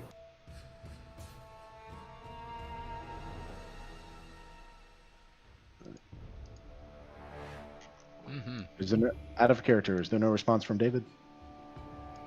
Does not appear to be. It's possible that like someone called on him and just like, "Oh, hold on, I won't say anything. I'll just step out for a moment." Okay. All right. Well, yeah. Orion will take out the 3 stones and he'll hold them up to the door with the rune.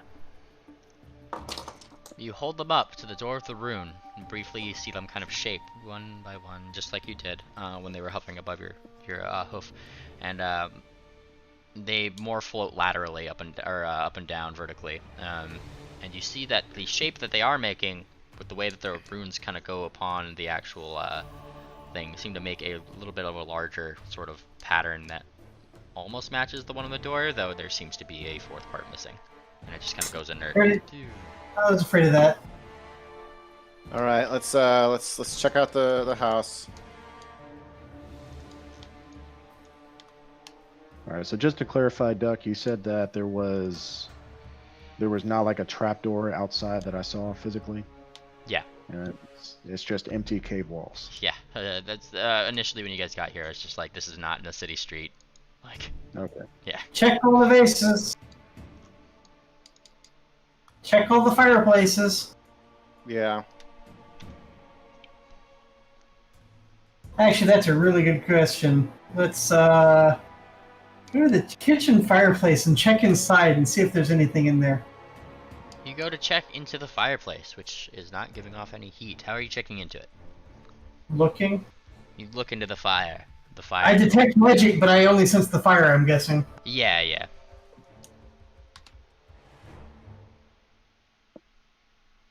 Is there anything out of place? Anything out of place in the fire? There does not seem to be, other than the fact that it's not actually giving off any heat, much like the rest of the fires. Okay, well, I'm gonna go check the vases in the other fires. You go to check the other fire, the one that the shadow had zipped upwards somewhere to, and you don't seem to detect any other things besides the fire.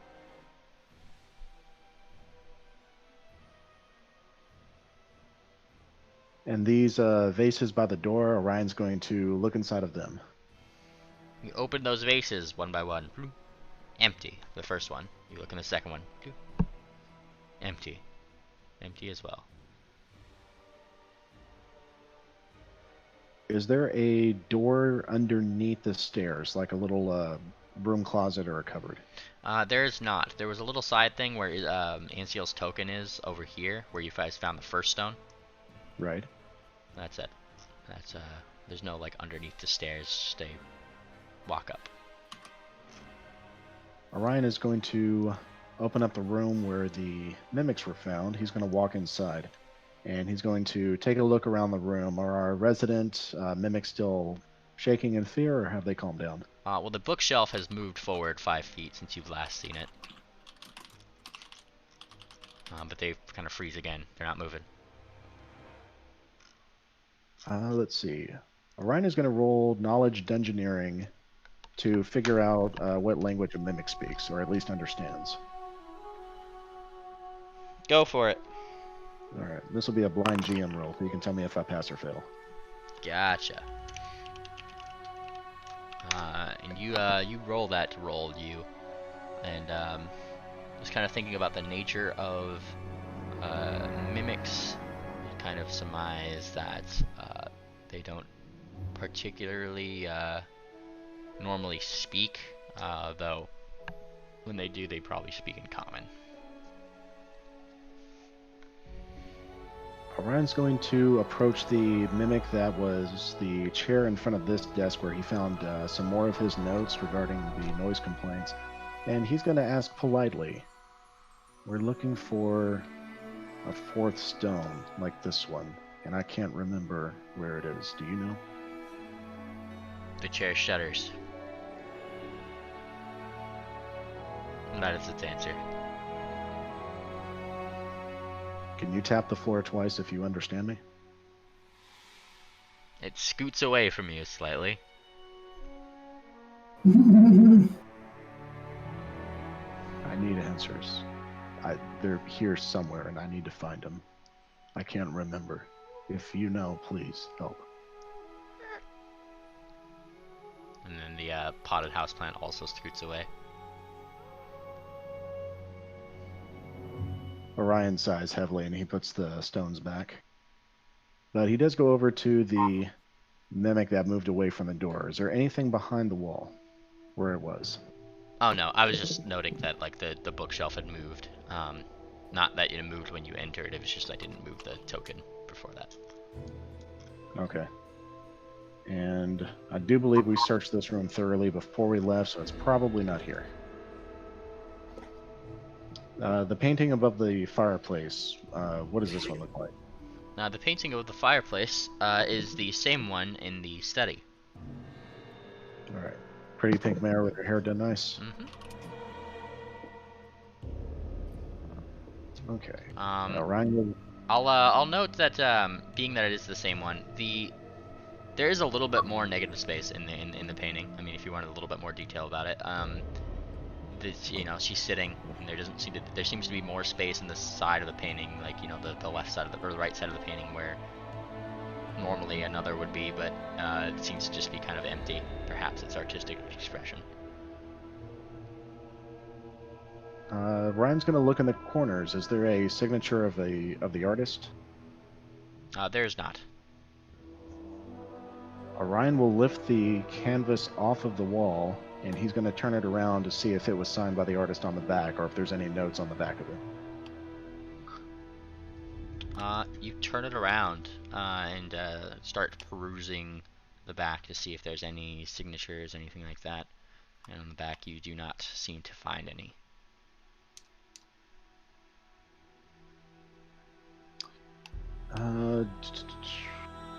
The frame itself, does it appear to be like a normal wooden frame, or is it made out of a special material?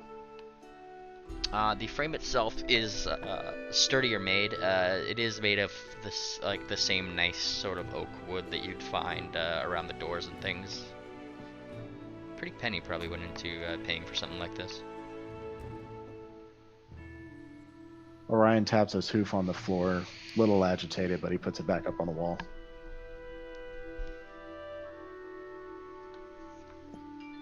The mimics won't answer. The paintings don't answer. There are answers here. Orion looks to the painting with the damage on it, and he pulls it off and he looks on the back. And same deal. Puts it back on the wall. Do any of the corners have a signature on them? Do any of the what? Do any of the corners on this painting have a signature? Negative. Like I said, you were kind of searching through the the corners, the backs, that kind of thing. Didn't see any signatures. This one is more like less than a portrait and more of just a scratched out family tree. Are the scratched out portions decipherable at all, or have they been completely destroyed? They've been completely destroyed. The most you can make out is at the very bottom. I mean, the only just detail specifically that you can make out is that the family tree kind of ends at the bottom with the two most scratched out things. And and I guess no successing member of that part of the tree. Family tree that ends. A childless room.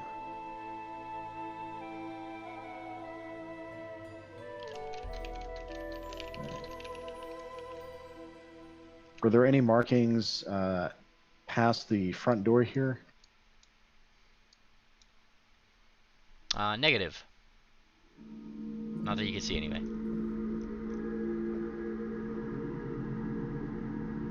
Alright. Orion is going to tap the floor right here. Does it sound hollow underneath? You tap the floor. Thump, thump. Sounds like a pretty sturdy floor.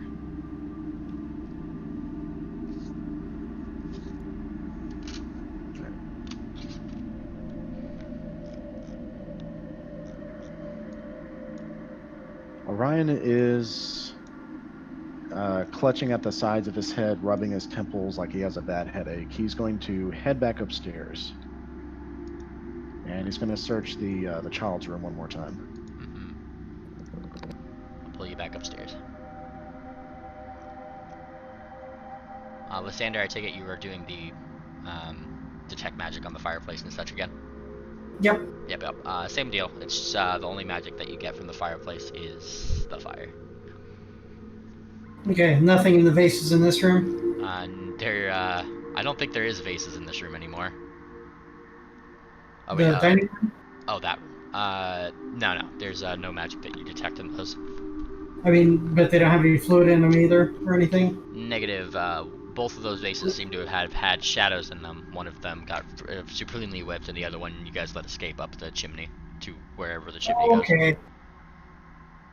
I am going to count steps to figure out where the chimney goes on the upper level.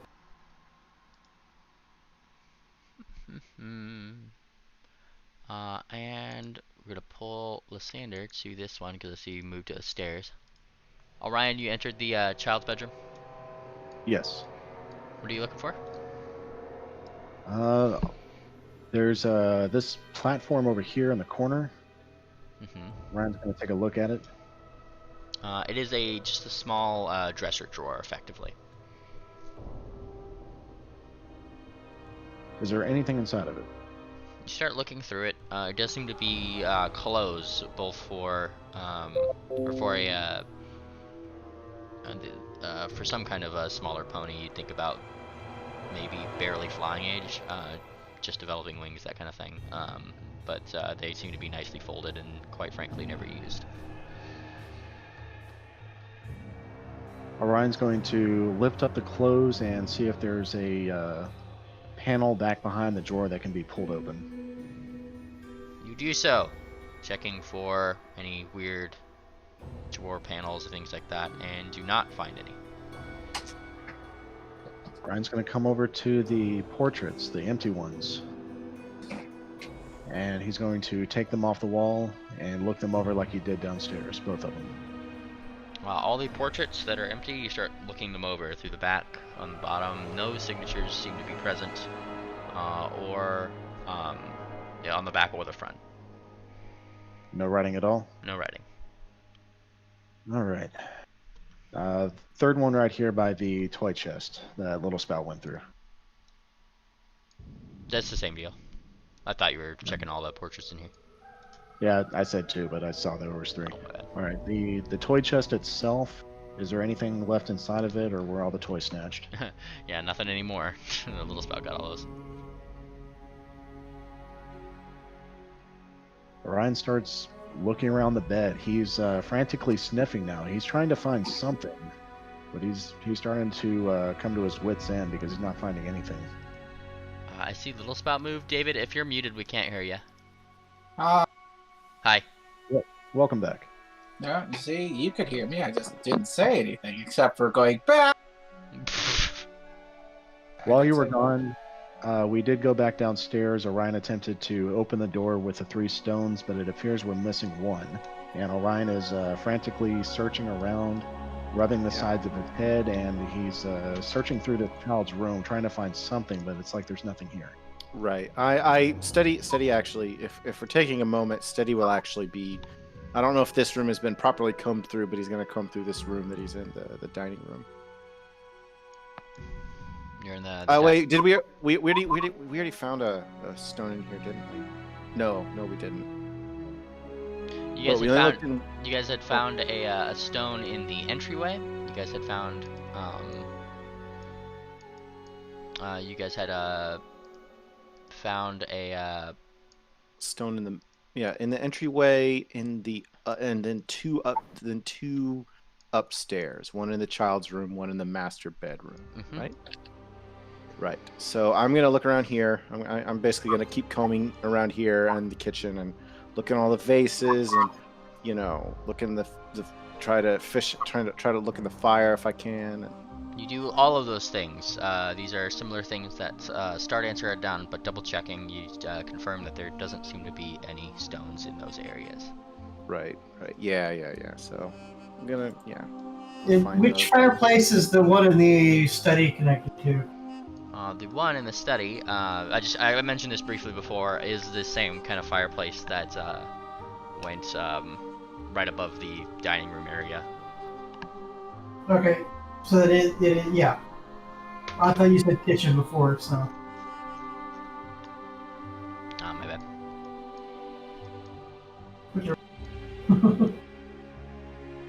But yeah, So where did the little shadow thingies go? I guess they could have continued going up. Yeah, Little Spout was just like, get out of here, and the thing just kind of, it's not much in the interest of a shadow to stay illuminated by fire.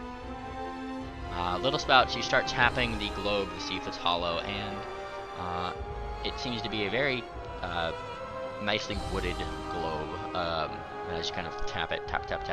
I mean, yeah, the center of the globe does seem hollow, but that's, I mean, it's not just a solid block of wood, I suppose. Little Spout is pressing X, but she's not sure how to approach this. And she is now just hoofing all over this globe and considering and trying to see if she can press into it. Is it waterproof everywhere?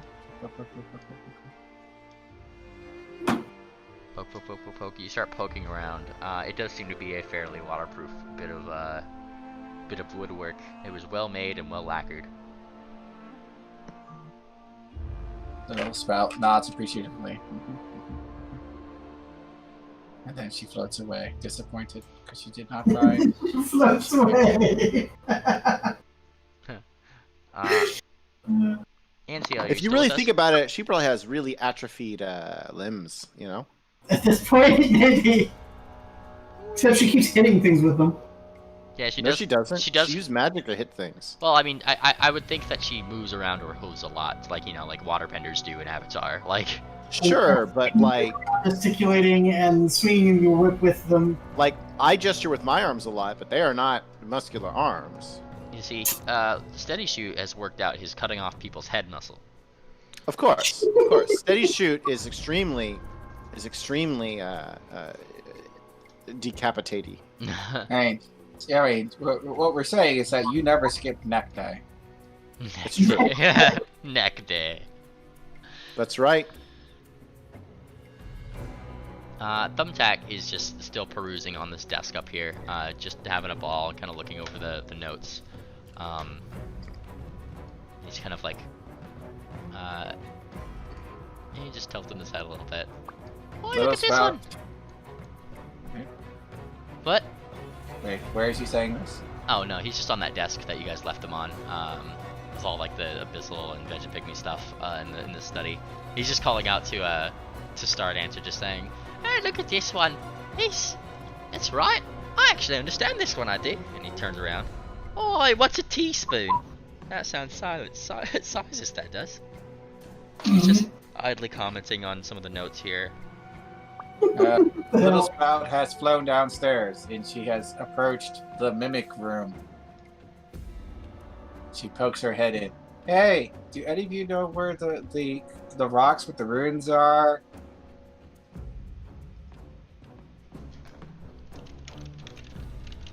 Orion has them.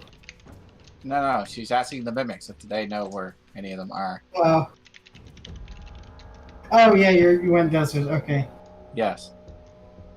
She went downstairs and she asked the mimics. I will continue observing the fireplace. Orion asks the mimics as well. You get the same response of shudders and slightly moving away from you. Little Sprout gives a soft All right, sigh. did we comb the what's it called properly? The study? Did we take that place apart, or did we just find the interesting notes and stop looking?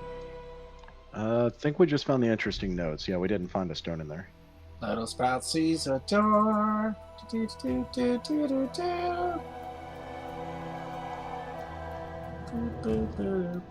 Gonna look at this door. What door are you looking at? Downstairs. Oh, that one. The one in the kitchen. Oh, that door is one that Orion had opened. It just says a back entrance to the house. And ignore all the city mysterious. Yeah, ignore all the city streets and things. Like I said, this is like it's in a cave. So Okay, and then this mysterious thing does not go anywhere. it's that doesn't exist. Something very disturbing about this. I mean, we have a bathtub, but we don't have any other bathrooms in the entire house. Hello, hello. Did you find anything? Anyway, No, but I was gonna check the study again. Seems like an important place for something like that. Ryan's going to walk over to his desk and he's gonna say, "Pushpin."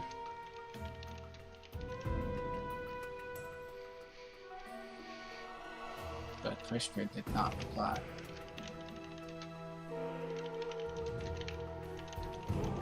Pushpin, did you happen to find another stone? Pushpin. Sorry, what are you asking him? I was typing something. Asking Pushpin if he found the other stone. And he's looking at what? I'm not looking for stones. Look, I'm looking for the funnies. Where's the jokes, eh? And he like flips up a paper, and the paper definitely doesn't have jokes. You got a whole study here. So serious. Where's the joke books? Oh, science is usually kind of funny, but if you want a joke, take a look at this.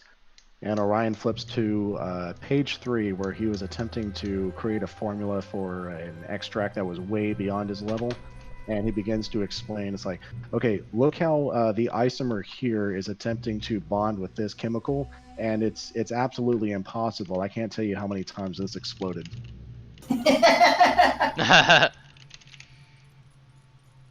It's like one of those math formulas where the doctors are just laughing hysterically, and one of them goes up and puts a negative on a 1. And he blinks up. Oi, that's right, hilarious that is. Oi, you know what is kind of funny? Why is it? These are all studies. Look, this is a number, and he points at a number. And he's actually pointing out one of the things that's in Vegapikme. He seems to understand it. And this is a number, and he points to another one. Wait, why doesn't that one have numbers? And he scampers over to the letter that didn't seem to be. I don't believe anybody picked it up. I didn't hear that. Kind of points to the poem. Look, it's not scientific at all. Orion looks at the poem. Is that in his handwriting? Hoof writing? Yes.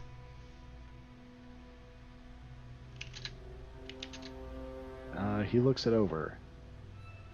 I don't know. This is my writing, but why wouldn't I number this one?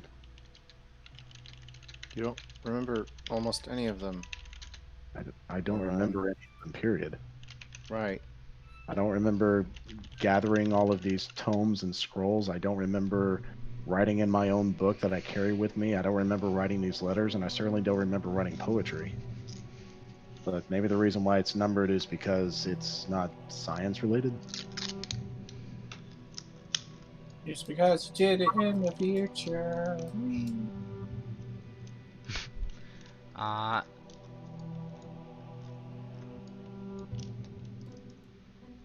and Thumbtack is just kind of like, well, Pushpin rather, is looking at the writing here, and he's just kind of pointing at some of the random letters around.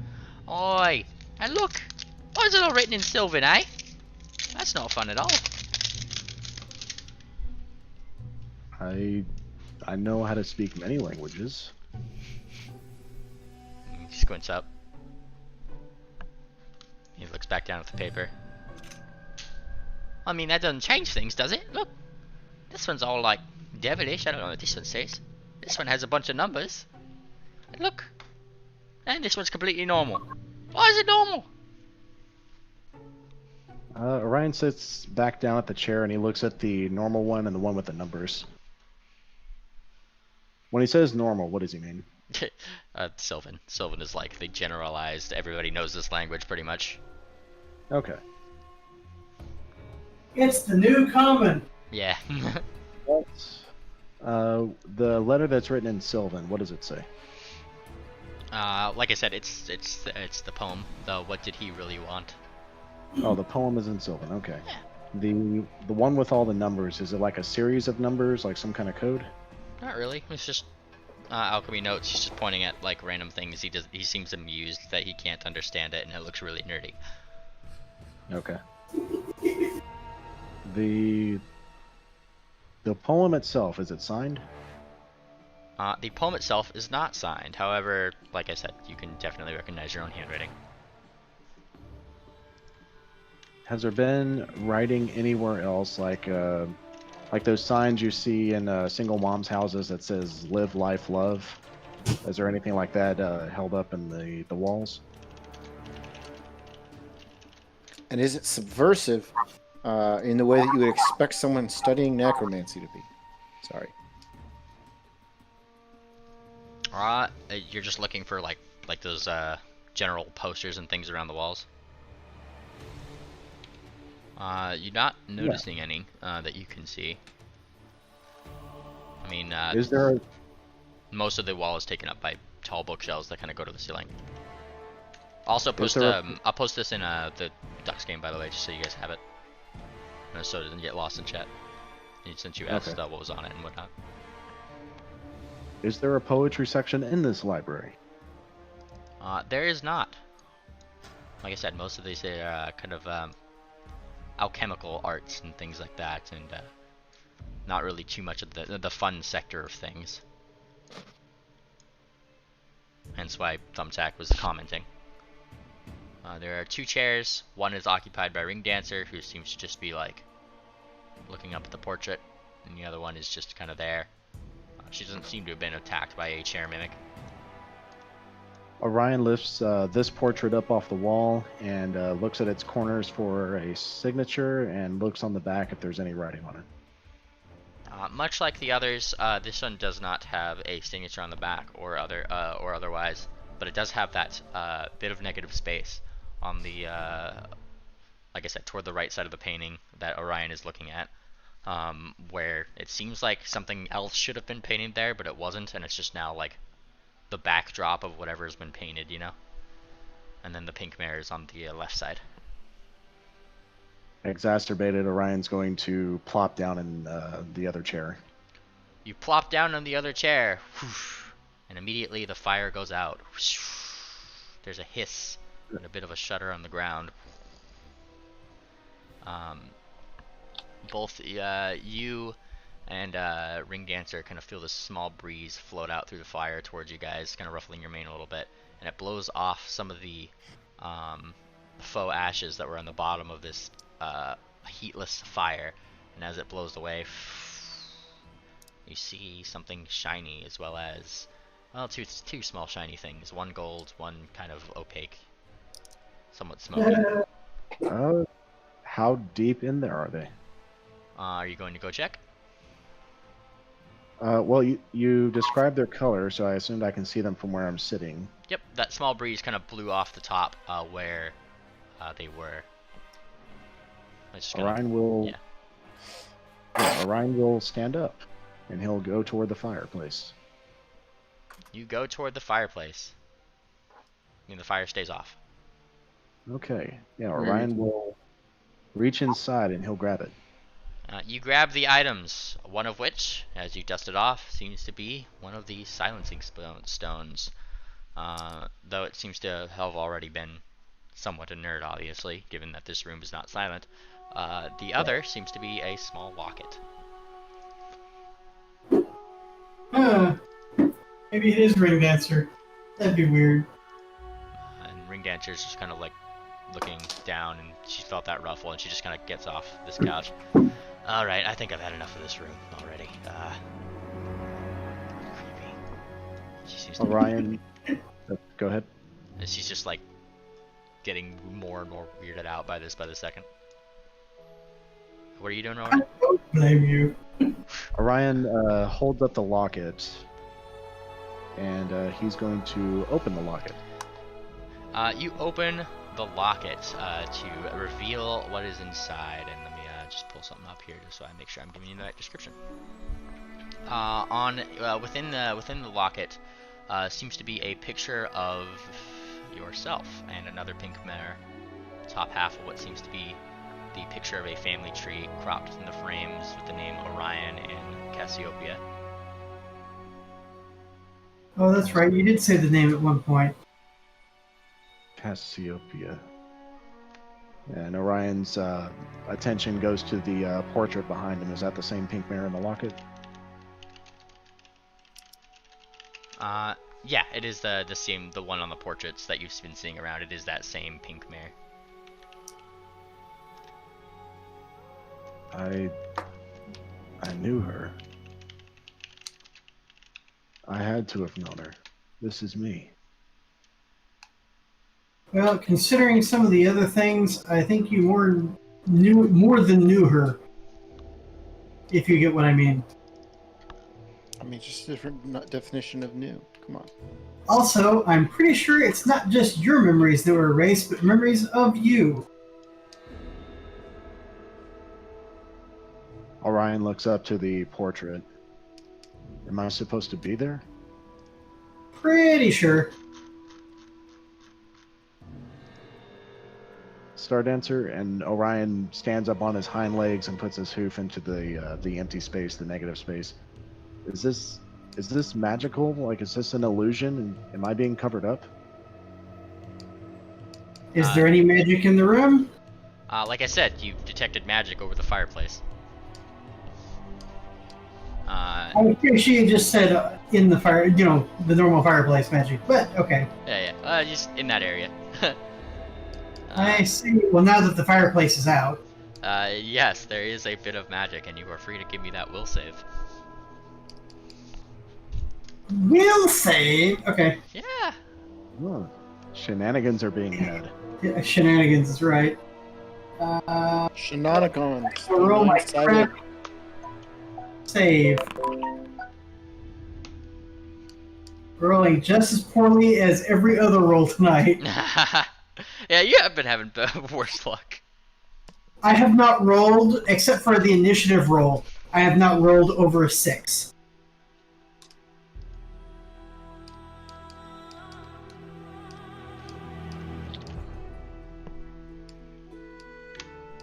But, continue.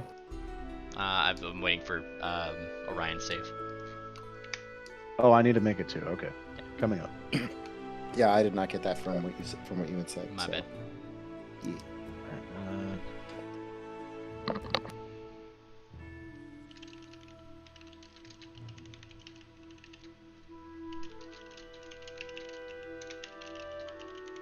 Come on, catch up. No, not there. Also, floor 1 was set to be able to switch to, but floor 2 is not. Orion, your save was high enough that you kind of see through the illusion, and yes, there is now you in that negative space. Orion's hoof will slide down the canvas, and he plops down to the floor, his mouth open. Well, it didn't change for me, so I'm going to see what kind of Midnight. has. SCP-300.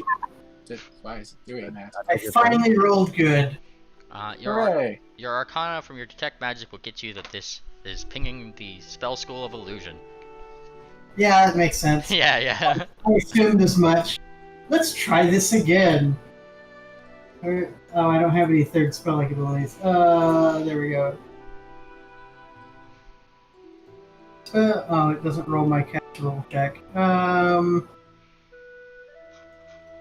Is it supposed to be? Targeted spell DC 11 plus the spellcast. Let's see. 1d20 plus caster. Caster roll check.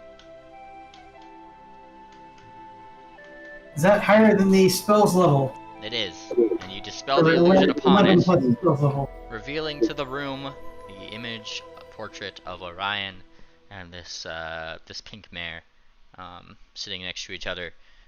The image of Orion itself not looking at all scarred, without his brace. Is he dressed up in any kind of fancy clothing, or is it just chest floof? I'm glad you asked. They both seem to be dressed up in, well, Orion seems to be dressed up in a lab coat. She seems to be not really dressed in anything, but the setting of the actual thing seems to generally be like a something you'd find probably in a book describing like some scientist in one way or another. It's in terms of its composition, like it's like meant to be a nice portrait photo of the two, nothing really too thematic about it, just something to be there. What It's is she art wearing? flat with the author image. What was that? It's the kind of portrait that's, you open up the book and it has the inner flap with the author info about the author. It has the image. Yeah, that's kind of the vibe of the image, yeah. Okay. What is she wearing? Nothing. She's just kind of there. Which is okay for ponies. Yeah, like... I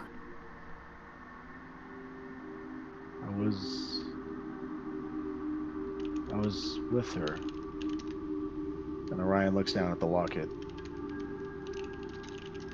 She was family. This was my wife.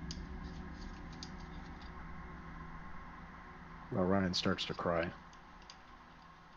Why don't I remember her? Well, before you propose to me, I'm going to leave the room. And more cold-heartedly, the answer does leave the room. Pushpin rather, from the top, very quietly kind of saying to himself, "Oh, I just got a lot less funny, it did."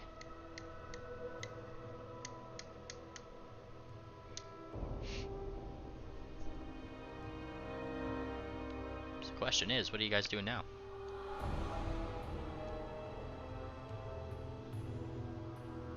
Sir, I go over to comfort him as best I can. Because, But, no idea what's going on. Or, we know what's going on now, we just don't know why.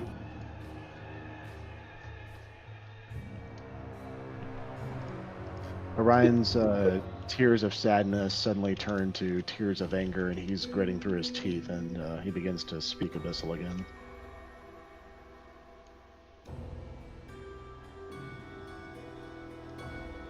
And then as quickly as he says that, he goes back to sadness, and he shakes his head clear. And all of a sudden, he's not sad anymore. It's like, hey, look, we found the last stone. Would you stop being bipolar? It's a little disturbing. No. Bipolar is for mentally unhealthy people. We don't have time for that.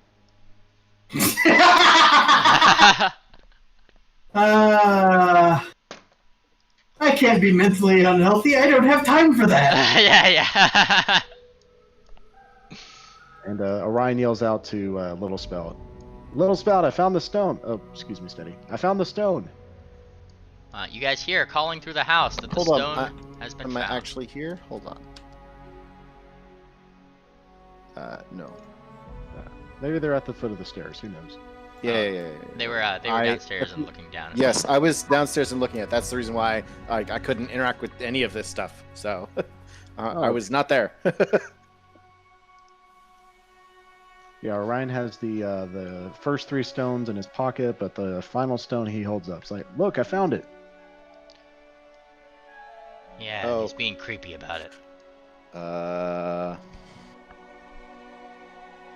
So as we pass them, I'm going to glance at all of the other pictures. Do they have illusion magic on them also? You're free to give me will saves. I mean, he has detect magic, so he could probably tell that before he tries to resist the illusion spell. You can certainly do that. I'm not stopping you. I don't know. You are looking at which photos are you looking at? Just as I pass them, Yeah, which way are you going? Because there's more than one portrait in this house. following Orion. Following Orion, the portraits that you see along the way don't seem to change. Those ones seem to just be portraits of just her. No negative space, weirdly, or anything like that. Alrighty. So who's all going to the door over here? Because I noticed that Star Dancer Ring Dancer is following along. Yeah, I'm gonna get ready. God damn it. So America. it's probably going to be stairs down to the basement. Right, good story. Right, good story. He says, this Griffin is writing down. What a twist, magic. I fucking hate being big. This is stupid. It's a real world problem, yo. There.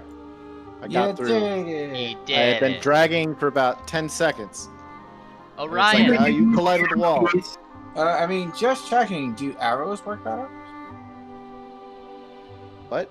Yeah, I found out that you can use, if you click and have the orange box around your character, you can use the arrow keys to move your character. Or WASD. That's what I've been doing to zip zap one. WASD? What is this? A first-person shooter? Yeah. One can hope. IGN rates this a 5. Well, IGN also takes bribes for better ratings. So Orion, I take it you're presenting the stones to the door. Orion has the final stone in one hoof, and he digs out the other 3 with his other hoofs, and he holds them together. Give me a blind use magical device check. How about that? Blind one, aye. Alright, the stones kind of once again shift and arrange right around into more of a shape that resembles the same rune that's upon the door, just smaller obviously given their size. The door kind of glows a green for a second, and 4 different little sections open up on the actual metal. The stones float into them, it closes and melds with that, and the door itself unlocks. You're free to open it. Orion slowly walks forward, looks back to the party, looks back to the door, and will push it open. And you do so, seeing what seems to be a staircase that leads down. Meanwhile, Little Spout cries with joy. You did it! You found it! And she dances in the air. Wow, I was correct. Staircase leading down. Now to see what was hidden in the basement. Orion is gonna smell the air, gonna roll perception. What kind of smells are coming from below the house? As the door opens, the very definitive scent of formaldehyde and unpreserved things comes from the downstairs, as well as the door opens, hearing a number of slight zapping noises. This is electricity almost. Time to go down into the secret lab.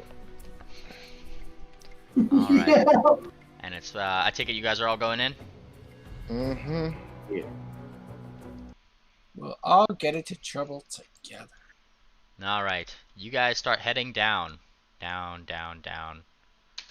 And as you go down, the sight that is met with you is one of a very gruesome one. A zapping electric sort of table to the upper north east of this little room that you're in seems to be still sparking with electricity from steamwork looking contraptions and different weird looking pylons upon the actual table itself. Blood in places under some of the other tables seems to be kind of spattered upon the floor, straps that seem to have been strained against with their little holes that the straps would normally be held in tight with, seem to almost be strained at their leather as if somebody had tried to pull free. To the west of the room, a single hoof seems to actually be still sticking out of one of the restraints. I hate it when I'm right.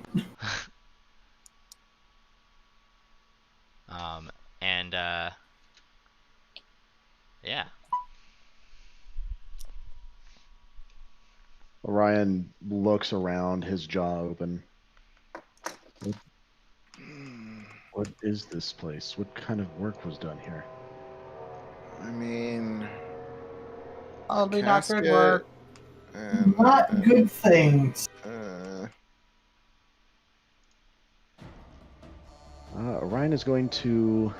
There's a door. What's Orion doing? Orion's going to look at the blood that's on the floor, and he's going to make a heal check. How old is this blood? You make a heal check upon the blood. And I take it you just rolled, okay. That seems to be somewhat older. Stains on it just seem to be part of the stone at this point. Pinpointing the age is a little bit now out of the realm of possibility without proper forensic tools. You have a bag of holding. Why do you not have proper forensic tools? Yeah, man, I just forgot my proper forensic tools at home, you know. I mean, with the bag of holding, you don't need to forget it anyway. I'm not a forensic scientist. I don't have those tools. Right. But I. Anyway, that was, out of character, but. Yeah. Okay. The blood stains that are on the table, do they seem to be around the same age? Yes. I mean, as far as you could tell, it's everywhere. It's everywhere, man. There's blood all over the place. There's a machine. Yes, and the machine seems to be whirring in weird ways. Weird ways that would probably allude to why the rooms upstairs, when you were tapping upon them, didn't actually have a hollow noise. There is certainly kind of it is a decent amount noisier down here, and that did not seem to be coming through to the floors upstairs. Is there any way to decipher what this machine was doing? You're welcome to give me a knowledge engineering if you have it. Orion sadly does not. One sec.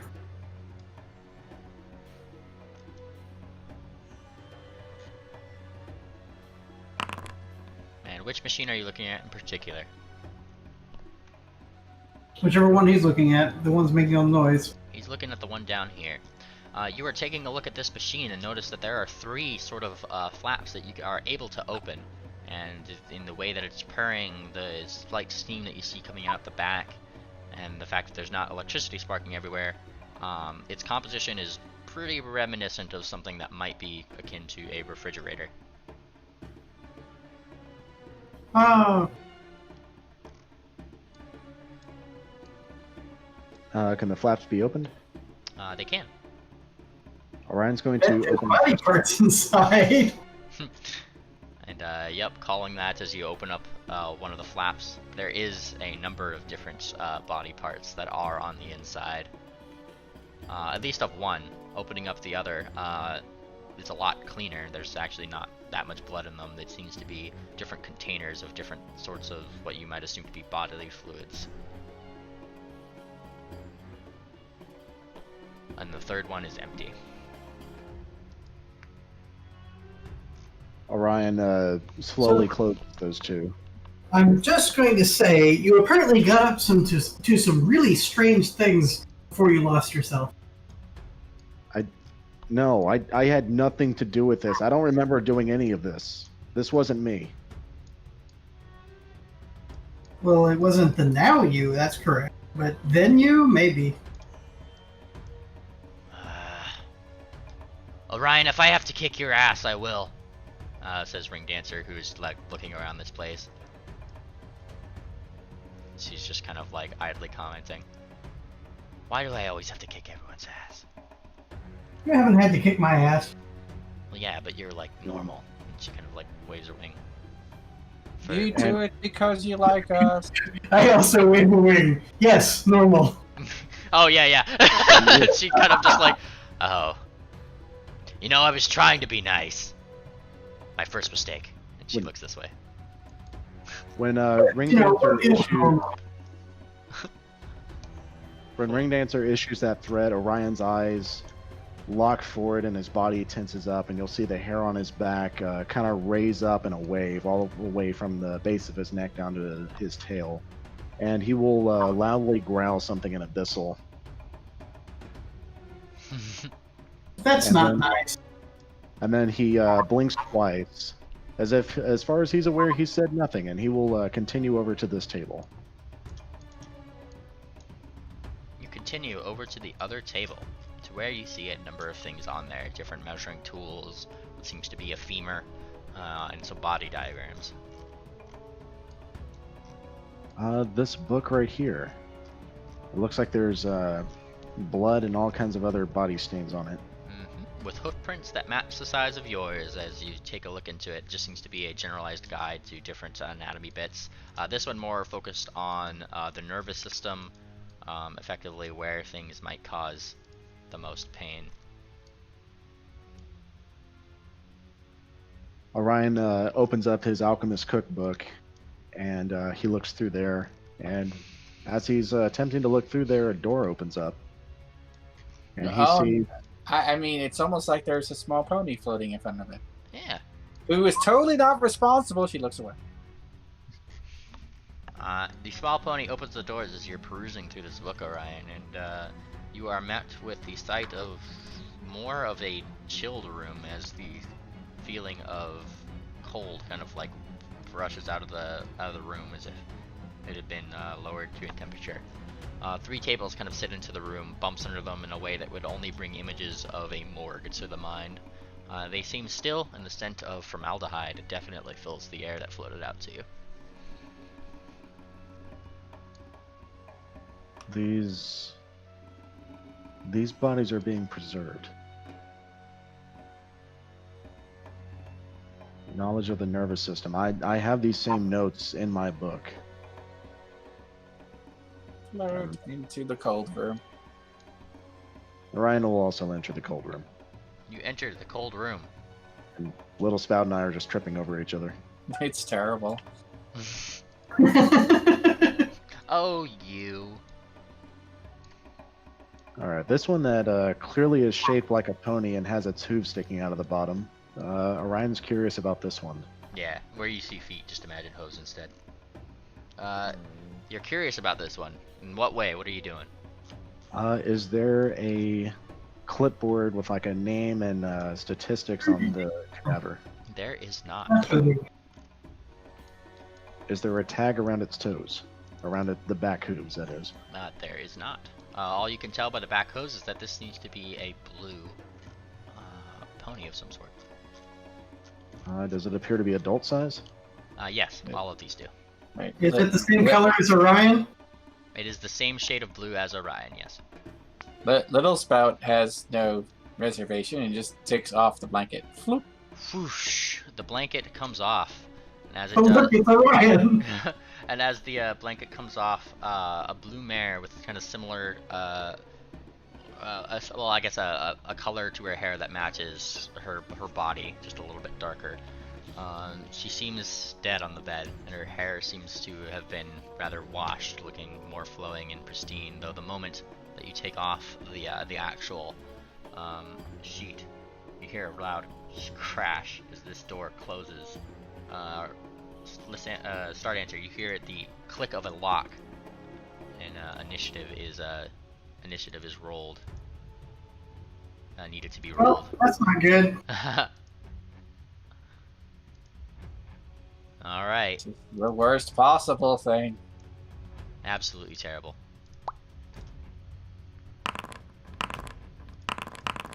I mean, Hey, decent initiative this time. all I'm saying is Little Spout obviously saw this coming with that initiative. She not only saw it coming, she made it happen. These things do sometimes come together. I'm just moving you so I can put Isdell into a combat state. There you go. And Little Spout was copied from a before version that still has the buff icon. I disappeared from initial. I noticed. My bad. Did you know you can put yourself on the turn order? It's true. Right-click yourself and click on the two swords and the shield, and wow, you're on that turn order. Yeah, I'm on the turn order. Woo! And then for some reason Thumbtack's not here. Let me copy him down. I was gonna put him on here too. I mean, he's easy to miss. He's kind of small. Yeah, that's it. That's one of the things I like about Fantasy Grounds versus Roll20 and this, is there's only one version of your character. Then you could do that here too. That's just setting it linked to your character sheet. So there is one version, and then you could have tokenized version of them, which isn't linked. That way they have individual ones in case you need like more than one for say an encounter or something. It's really cool. Yep. So many I'll do options. it for characters and drag them around rather than copying them from map to map. All right. So with that, we start combat with Anseal. You hear the door over near where they had just gone in slam shut. It's paused. Oh, my bad. Something about racism making it harder and harder to sleep. Okay. I heard that in the background too. There you go. What are you doing? So I'm gonna move over to over there.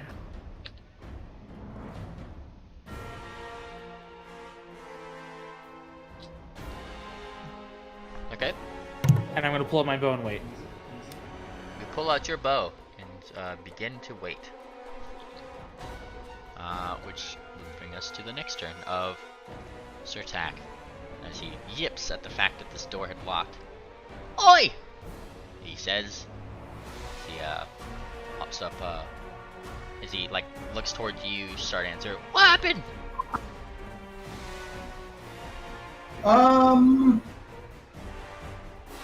Well, Little Spout lifted a sheet off a corpse, and the corpse got up, and the door locked. Oi, Or can't have that. Did I see the corpse lock? I mean, yeah. Did I see the corpse get up, or did it just lock? It they uncovered the bed and then the door shut, so you didn't really Okay. see anything. So disregard the part about the corpse getting up. It just slammed shut and locked after the sheet. Mm-hmm. And Thumbtack, Fishbin rather, gets up here, and he actually goes up right into the log and starts fiddling with it. Fiddling. Let's see. Trying to make a bard that can musically unlock things and uses a fiddle. Starts fiddling with it. Alright, this door has a thing that I will roll separately. As he starts to fiddle with it, per combat rules with unlocking doors. Oh, joy. I need this one. That's what I need. It takes time. Yeah. And so he starts fiddling with the lock, which should pretty much be Thumbtack's turn. 5 foot and a fiddle with the lock. Little Spout, as you whipped off the sheet, you started hearing you started seeing the legs twitch a little bit. But it's your turn. What are you doing? Oh no, this is the worst possible thing. Anyway, I will 5 foot over this way, and I'm assuming this thing is moving. Since it's literally in initiative order, it's already reaching to attack. Yeah, it's like it's starting to move. So, I mean, I feel like this is the time for her to do the thing that she's good at doing. Make it stop moving? Yes, she shall enact plan extreme harm. She shall clip-clop her hooves in the air. Clip-clop. Make it stop moving with extreme prejudice. Yes, and then she shall start beating upon it. Beat, beat, beat, beat, beat, beat, beat, beat. Do so. And she calls Orion as a flanking buddy. Thanks, Orion.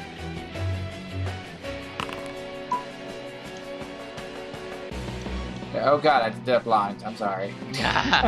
Oh, it's I good. should not have done that. I believe if you right-click that, you can reveal it. Yeah. There you go. Oh, wow, those are some pretty good rolls. Yes. The first, second, and third all hit collectively as you smack. You smack the thing. You know, it's fairly nasty. First one hits, slap. Second one hits, smack. And the third one hits, and smash. How do you want to do this? I mean, I imagine it like sits up and she goes, no, back down. Slap right across one shoulder, back down, back across the other shoulder. She flops over and is like, nope, stay.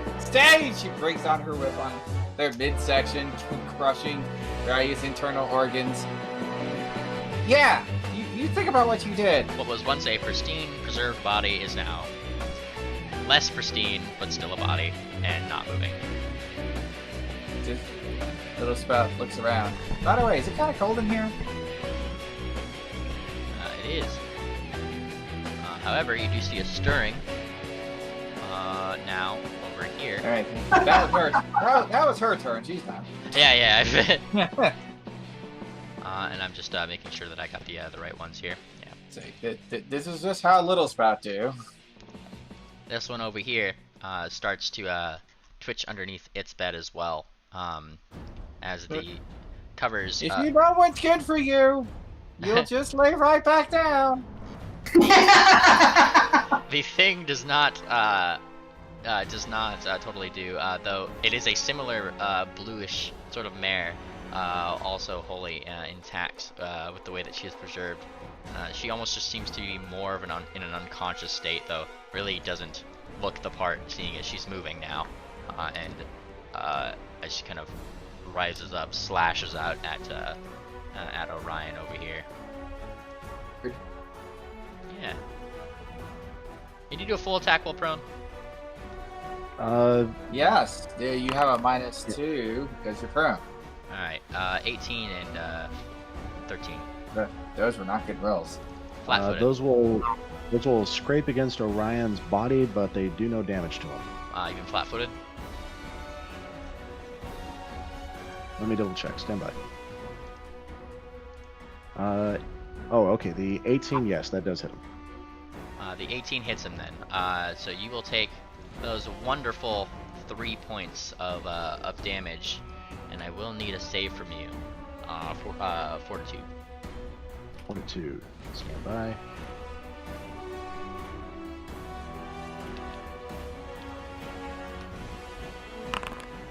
$27. Awesome. He slashes, and whatever vile thing was part of that formaldehyde and preserved body that was trying to put on you doesn't happen.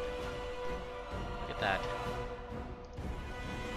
And that is its turn right there. The third one on the bed rises and kind of actually just slumps right over here as one of its forehooves seems to be missing. And it kind of like wobbles up and looks toward you, little spout, and starts walking this way. Walk. Are you walking towards me? How else is it going to kick your ass? That's right. Yeah. Okay. Somebody got the reference. That was reference. I mean, yeah. I mean, he was literally making the reference. He was inviting it. Oh, okay. Are you? I mean, that does seem like I think Little Spout could say at this point. It's like, wait, are you coming towards me? Yeah. And yeah, that does hit. As you smack it, and I mean, yeah, it hurts, but it still keeps coming over here. All right, that will instigate from Orion. Unless you have combat reflexes. I haven't had a chance to get an attack of opportunity yet. Yeah. Yeah, but if you don't have combat reflexes, you don't get to take them until you've actually had a turn. Hence Ooh. flat-footed AC and all that. Okay. Yep. And so it is simply coming over here, continuing on its merry way, and Little spot gets confused. Wait, what? yeah. It doesn't seem entirely I guess phased by your amazing attack, though I don't think a 21 hits too nicely. No, not even slightly. Not even slightly. Oh, Orion, it's now your Here, turn. have the armor charge. Ah, it hit a watery shield. Ryan is going to grapple the one that tried to claw at him. One behind you. Go for it. Oh my gosh, what a terrible roll. 21. 21 will grapple. All right, we now both have the grappled condition, and that is Orion's turn. I will be sure to add this condition to them. I'm assuming this is a good condition for grapple. It does imply you're not moving. Sure, we'll use that. Alright, yeah. So grapple. And that's your turn? Yes. Fantastic! Well, it would have been this one's turn, but it is dead. Again. Extra dead. Extra super dead, because the little spout had a full round attack on that one, and it was not too nice. Steady shoot. It is your turn. You heard the door slam. What are you doing? Are there any actual, like, undead that are up right now? I mean, as far as you could tell, no. Were they in this room? Up here? You heard the door slam from over here. Oh. And Thumbtack seems to be, or Pushpin rather, seems to be whittling away at the door as fast as his little tiny claws can. He's kind of sticking his head into the lock. Alright, here's the problem here. It's locked! He's kind of shouting out and just trying to do the things. You want me to fix that? He holds out his claw as if to like say like, you know, like hand me the wrench, but he's not like he's not looking back. He's just holding it out like, you know, yeah, just hand it here, like in response. You know how like somebody would be under a car and just holds out their hand, you know, for a tool. Right. I don't have anything that could probably be a makeshift you're not lockpick. lockpicks? Well, you offered help, so that's what he's doing. Right. I don't have lockpicks. I was just gonna smash it. You are more than free to. Pwn smash. Except that, like, there's a person here. A true conundrum.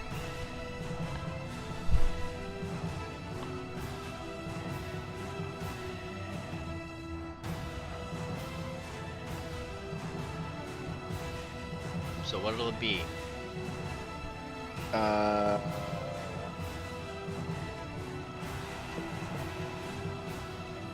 I guess you can't see. I'm just sort of like sitting there, like scratching my face.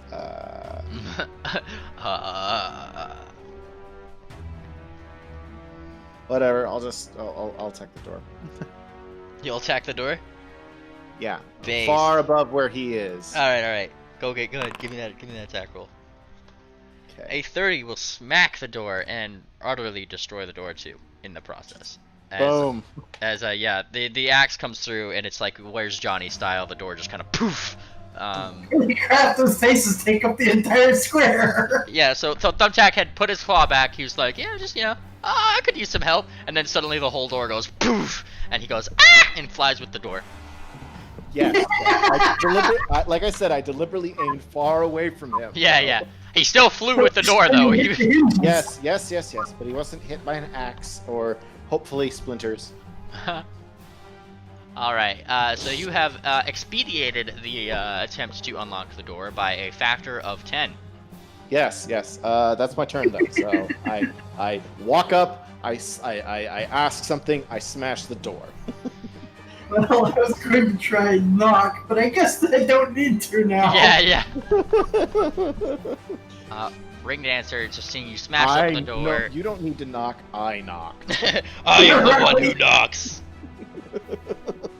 Alright, the ring dancer, seeing the door smash open, seems to roll her eyes a little bit. I knew there's some creepy shit happening, and then she like jumps into action, kind of going this way.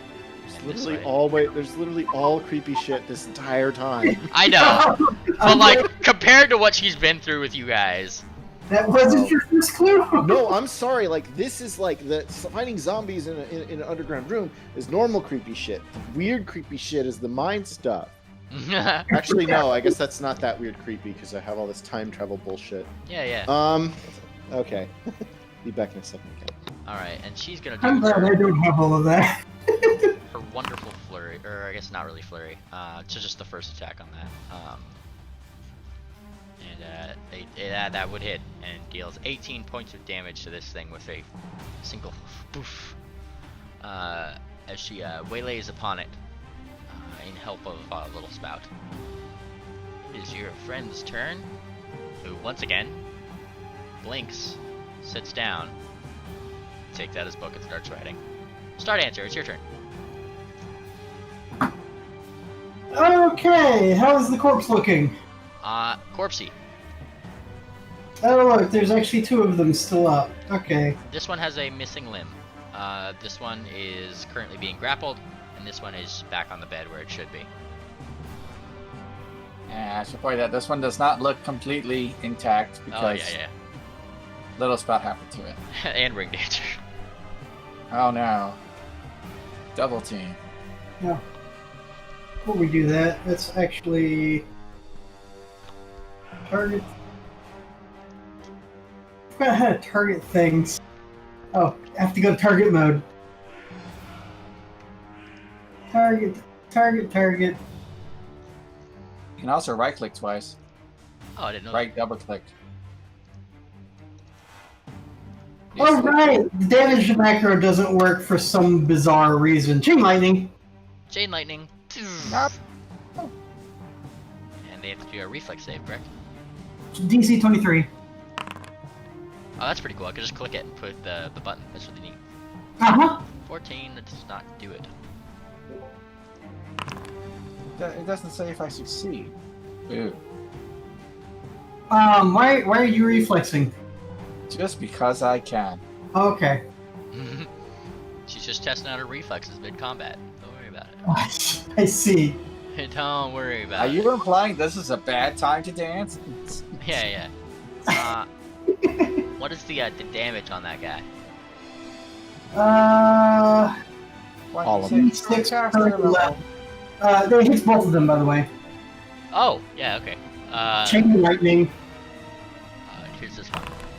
23 for the second one. He takes half. Does it meets? Does meeting pass? Pass. Good. Okay. Okay. DC is a target.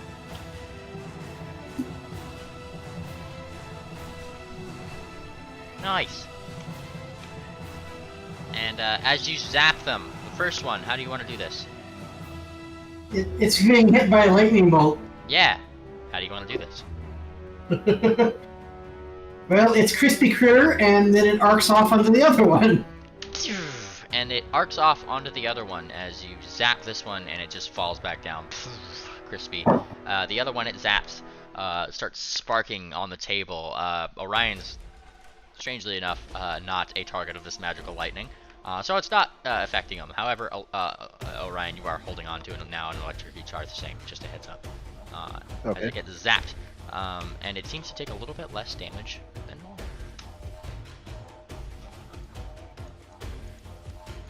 But that one is still up. Alright, that your turn? Did the one closer to me go down? Oh, yeah. Let me mark. Oops. Mark this one as Oh no, they disappeared. Yeah, I'm pushing the wrong thing. As no longer. Okay, then I am. Actually, I was doing. Let's see. I'm trying. No, I don't want to go in. I want to go backwards because I want to get out of Steady Shoot's way. Okay. Alright. Or I guess I could just fly up. How's the ceilings look? There's not very much room in the ceiling. It's like Okay. Steady Shoot's head is almost to the top. Like you can reach I out will. and tap I it. will just get out of the way then. Alright. That would mean it is Anseal's turn once more.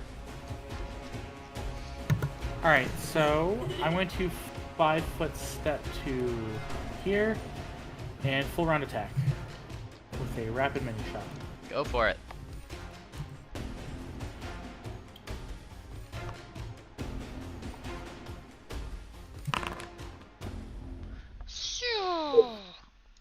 And the first, let's just go down the way here. First one hits, which it strikes it. Boof. Second one hits, which strikes it. Boof. Ouch. It's taking damage. Third one hits, which also strikes it. Boof. It's not doing too well. And the fourth one strikes. And then the added 7, right? Damage. Yeah. So it's -7, and that one seems to be barely functioning at this point. It's just been zapped. It's been all these arrows are in it, and it's just kind of twitching, but it's still fighting. So close. It's Thumbtack's Pushpin's turn, who I'm going to play off the fact that he got flung forward with the door as he very nimbly tries to hop off it in fright, and as he does, he carries himself from the door all the way over here. He's just using the momentum to his advantage, and is going to land upon this poor thing with his little sharpened tool that he was trying to pick the lock with. Let's see here. Oh, it's this one, and just a single one because he moved. Ooh. And that extra 9 damage strikes this this poor thing, and it goes inert. Inert. Poof. Combat is ended. All right, so the one Orion is holding, it's full of arrow holes and burn damage from electricity and little pokey holes from Thumbtack. Yes. Yes, Thumbtack seems to have just landed and accidentally had his dagger forward as it hit her in the eye, and now he's pulling his dagger out like, "I'm sorry. Oh, you're dead. She's dead." And he flaps off and lands on your head. Oi! And Orion's going to look at this thing. Is this thing triggering any kind of memory for him? You're looking at him, and nothing's ringing a bell. It seems familiar, but recalling specific things about it probably isn't in the something that's coming to you. It doesn't help that Thumbtack is also on your back, now looking over at Steady Shoot, with a look where Steady Shoot was, rather, with a really big look of indignation, shouting something about watching, "But you meant to help!" and that kind of thing. I guess I didn't need to smash the door. Everyone seems all right now. Well, yes. And Orion is looking this this blue pony over, and he's going to scoop it back up and slide it back onto the table and cover it. Confused, but it seems like that's what's supposed to be done. You do And he so. lets go. It resets the trap. They arise again. Oh no! The door slams shut and locks. Wait a minute. Yeah, it just comes right back up from the floor, just to lock again. And then it just falls off because you broke the hinges. It would appear that the powers that be are talking about Cinderella stories. Yes. All right. It is 11 o'clock. Is this a good place to end it? And as the cold is washing out to you guys see this gruesome side of this morguish thing. Once again, that electricity from the table in the back kind of sparks again. And we will continue this next time. I do hope you all had fun. Say bye to the recording. Bye!